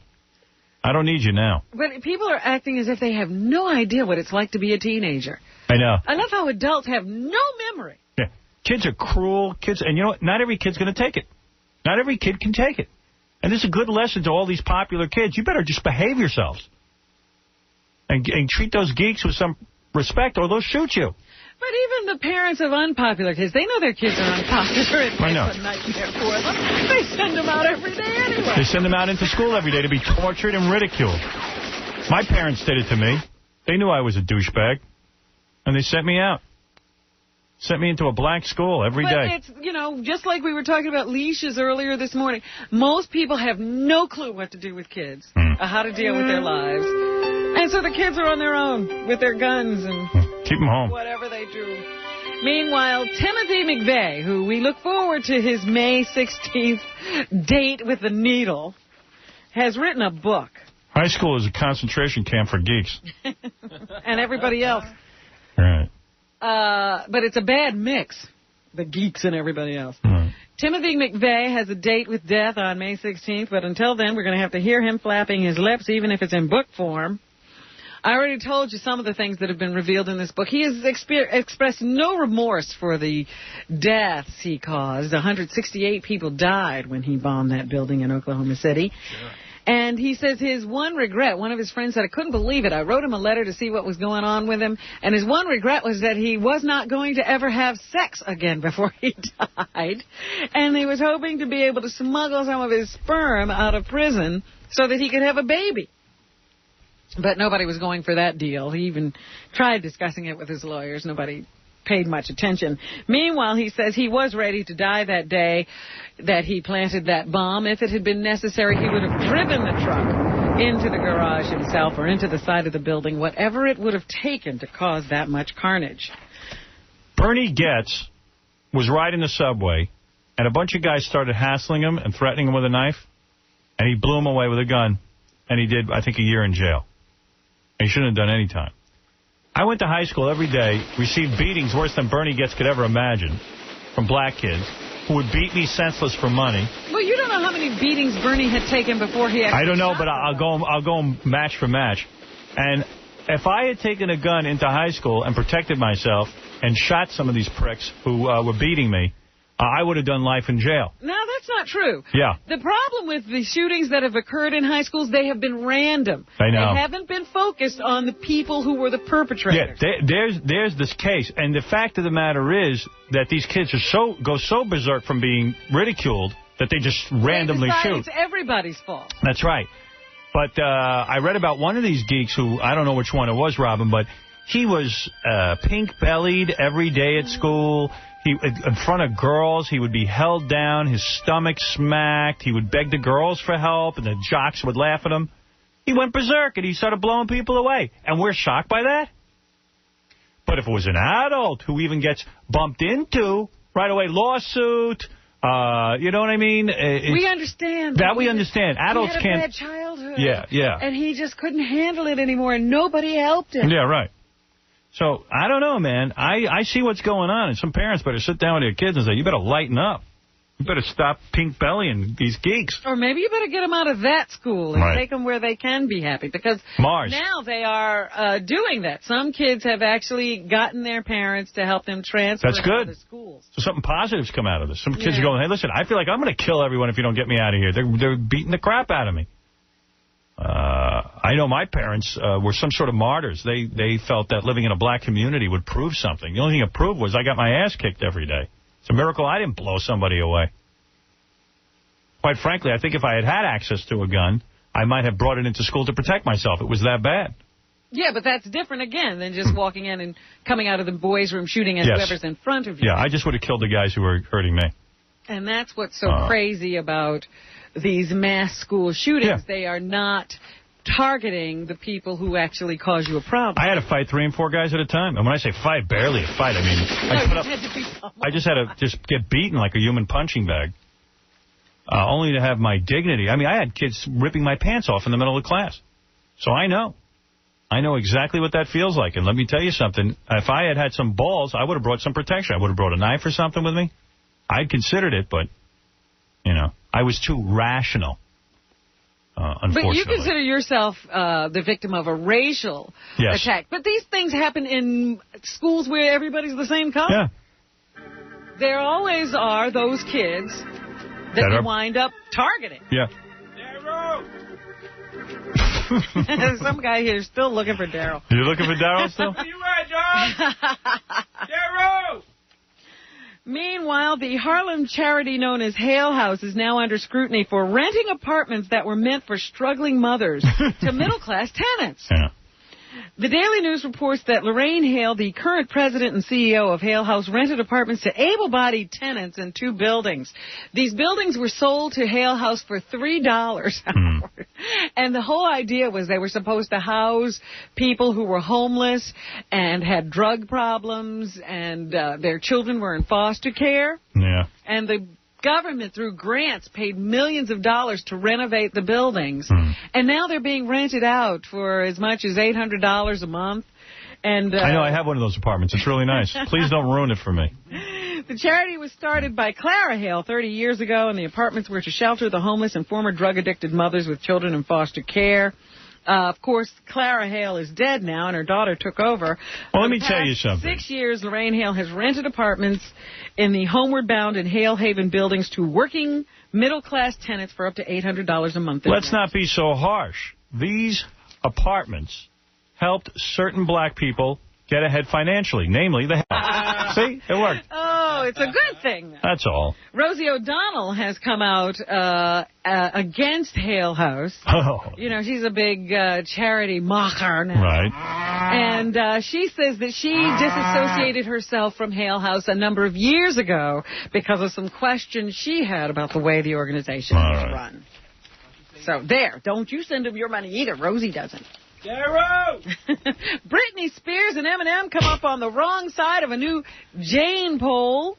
The magazine asked its readers to rate the best and worst of the celeb world for its annual entertainment poll. And the people selected Eminem and Britney Spears as the most overrated celebrities. Really? I saw her Pepsi commercial. I find it compelling. I like it. Britney Spears. Well, the poll was before the Pepsi commercial. I like the commercial. I like 2 of her songs. I like Oops, I Did It Again. And I like the original hit that she had, You Drive Me Crazy. Well, it wasn't 100% against them. They didn't ask me. The mag said 47% of its readers named Eminem's record, the Marshall Mathers LP, is the most overrated piece of crap the industry has ever pimped out. Hey! Another 28% said the dubious distinction belonged to Spears. Third place went to the Backstreet Boys CD. When asked whose fame they just can't explain, 28% named Eminem, 27% voted for Spears, and in third place was MTV funny man Tom Green. Right. Brad Pitt and Jennifer Aniston won the Hollywood couple most likely to succeed vote. Number 2 was Tom Cruise and Nicole Kidman. So it shows you how much people So much for that. Meanwhile, who's likely to break up according to the survey? Angelina Jolie and Billy Bob Thornton grabbed the first prize. Brad Pitt and Jennifer Aniston were second, and Catherine Zeta-Jones and Michael Douglas were third. To break up. Yeah. Who shakes their booty better than they sing? Number 1. Craig Gass. Ricky Martin. Baba Booey. And then they said, what TV character should spontaneously combust? They picked Ally McBeal, number 1, Dawson of Dawson's Creek, number 2, and Buffy the Vampire Slayer, number 3. Come on, that's silly. That's a stupid show. That's a stupid survey. And here's a little note from It's a Drag, Getting Old.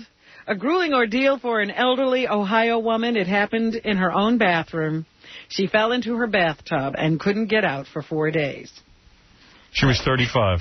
74-year-old Euclid woman went without food, and she was barely able to drink from the faucet in the tub because it was difficult to operate.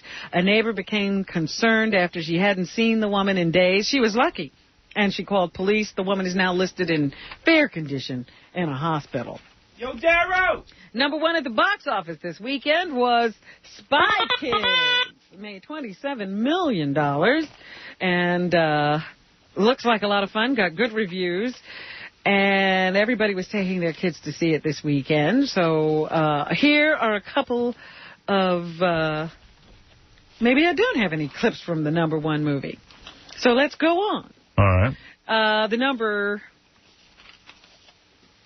2 movie, was it Someone Like You or was it number 3? That's the new one with Hugh Jackman, who I don't know how he got into my life. He was Wolverine, and now he's in every movie. But he's in this new Ashley Judd film, and he's going to be in every other film.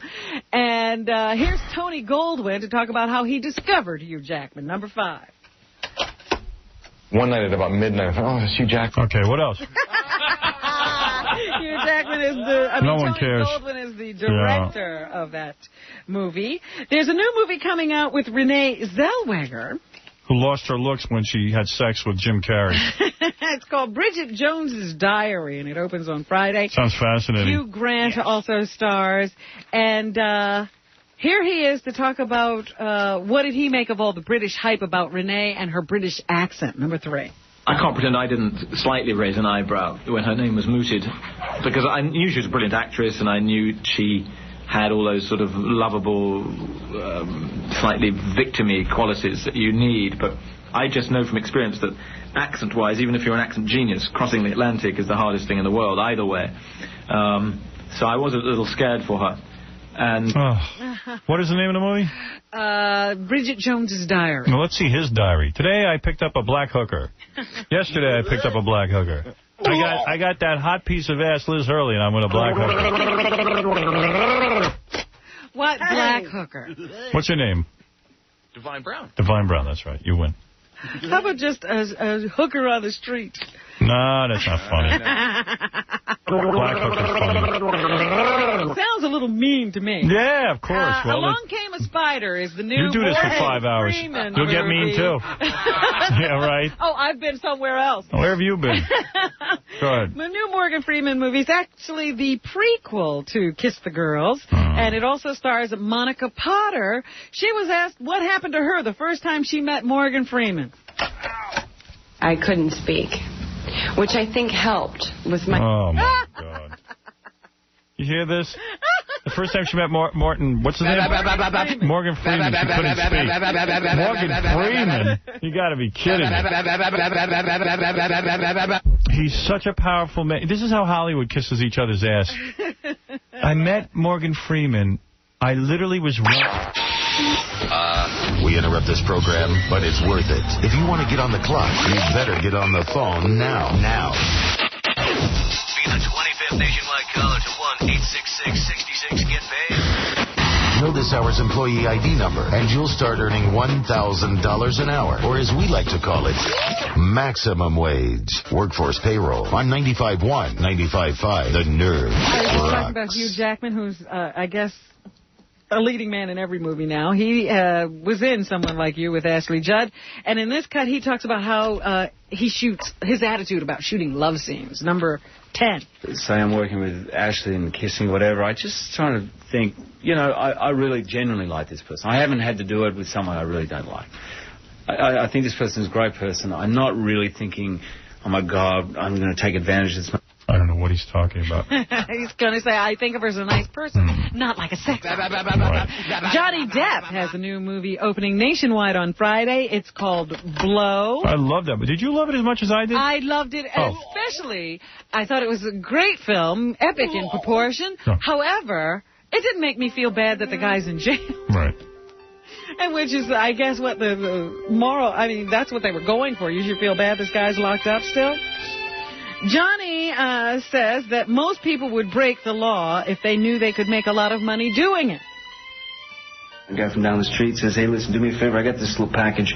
You deliver this, you know, we're on 8th Street now. You deliver this up to 14th Street for me. Just walk up 6 blocks, and if you do that for me, I'll give you $100,000. I would. Who's going to do that, Johnny? Get a dose of reality. You've been begging too many good-looking girls for too long. Well, we're going to talk about that. He's been living in France with his girlfriend and baby daughter for some time now. Is it over for him, this whole Los Angeles thing? Yeah, living in France. It's so cool. He's so cool. It's devastating to see some of the things that go on here. I mean, hey, man, L.A., I just can't handle it, man. Evil, man. France is so civilized. Little kids going into school and shooting up their pals and nothing bad ever happens in France. People and you know why? Because there's nothing going on. A couple years back, a guy wanders into a Jewish community center and starts, you know, spraying bullets everywhere. I mean, that kind of thing. How about in Paris? They sat by while Jews got carted off. Yeah, they just got rid of them all. In this country, that's not a rare occasion. You know, that happens a lot. Happens all the time, and I don't want that. Yeah, man. None of us do, but like he's going to be exposed to that. I had the opportunity to move, so I did. Yeah, he's going to be. This guy's a multi-millionaire. He's going to be. Yeah, man. I don't want to be exposed to kids blowing up each other in schools. Yeah. Wait, you going back to school? Yeah. How many private schools have been? Yeah, I mean, not too many. I have a little girl who's almost 2 years old. Yeah, man. We're going to send her to South Central. And I don't want her to grow up with that kind of thing in her brain. I don't want her to know about that stuff. Yeah, we'll put her on Mars, okay, Johnny? Like, France is so great. Oh, dear. Friggin' France. Every place is great if you're rich. Yeah. Jerry Manthe was just in here. She, of course, is the latest person to be voted out of the tribe on Survivor last Thursday. Can somebody vote me out of here?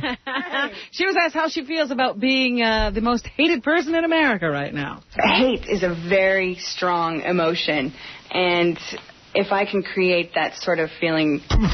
She's turning it into a positive. She's turning it into a positive. From the public, then... for me, it's okay. It's okay. Yeah, man, I accomplished something. I love it.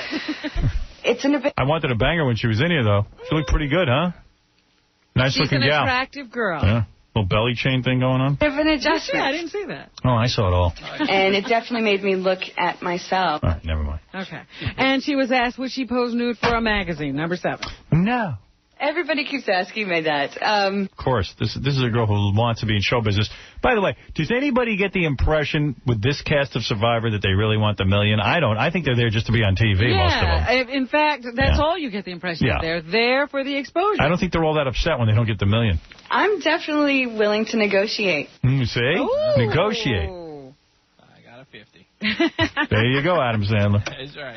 Richard Hatch, they went back to him after this particular episode and asked him what Jerry's mistakes were. She doesn't have a penis. She was emotional. She let her anger and her problems with the other players be seen by the other players. It's okay if your problems are exposed to the camera, to the producers who are asking you the questions. But when the other players see your stress and see your animosity and your anger and your distaste for them, then you're targeted. Right.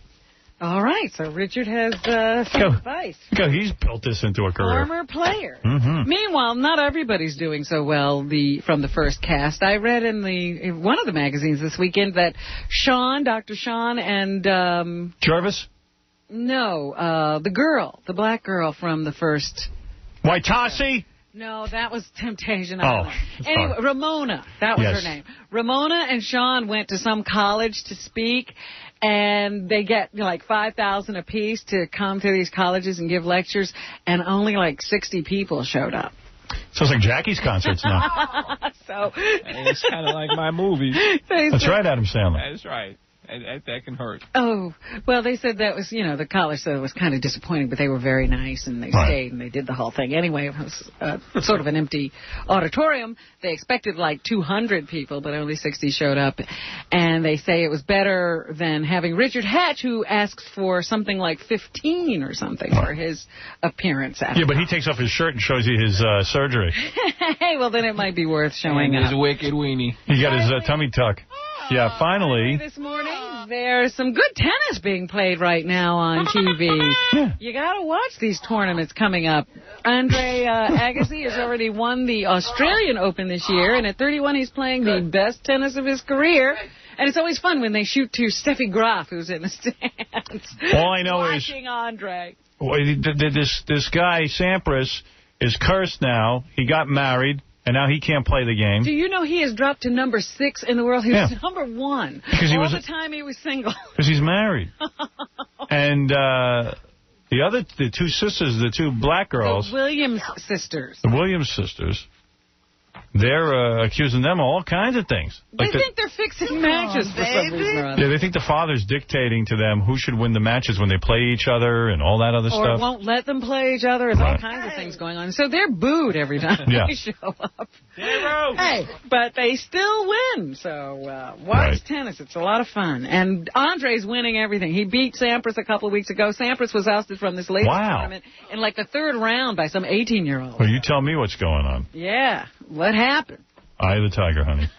That's what's happening here. Thank you, Robin. A couple of people to thank. First of all, the great Craig Gass, who is, by the way, going to be in Arizona, Tempe, on Thursday, April 26th, to the Bash on Ash. And Tucson, Sunday, April 29th, Laughs Comedy Cafe. For more information on Craig Gass, email him at IHateComedians@yahoo.com. Also, thanks to Mark Honus. If you want to order penis products for your dog, pig penis products, 1-800-432-OINK. Oink. David Copperfield, tomorrow night, Tornado of Fire, live on CBS, 8 o'clock, live television. Stuttering John, Cleveland. Oh, I'm tired. I got to go. Thanks to Jerry from Survivor. She was yeah, Jerry Mathers. Manthe. Jerry Manfey. Jerry Mathers was from Beaver. That's right.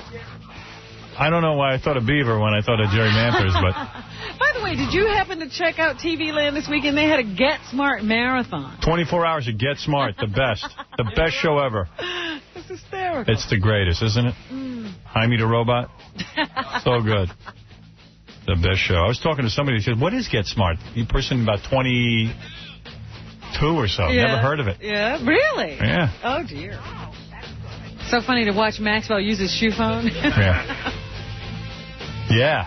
It's weird. It was great. Yeah. Because it was like, no, now we really got that technology. Yeah, we don't have to talk into our shoes anymore. All right, we'll see you tomorrow.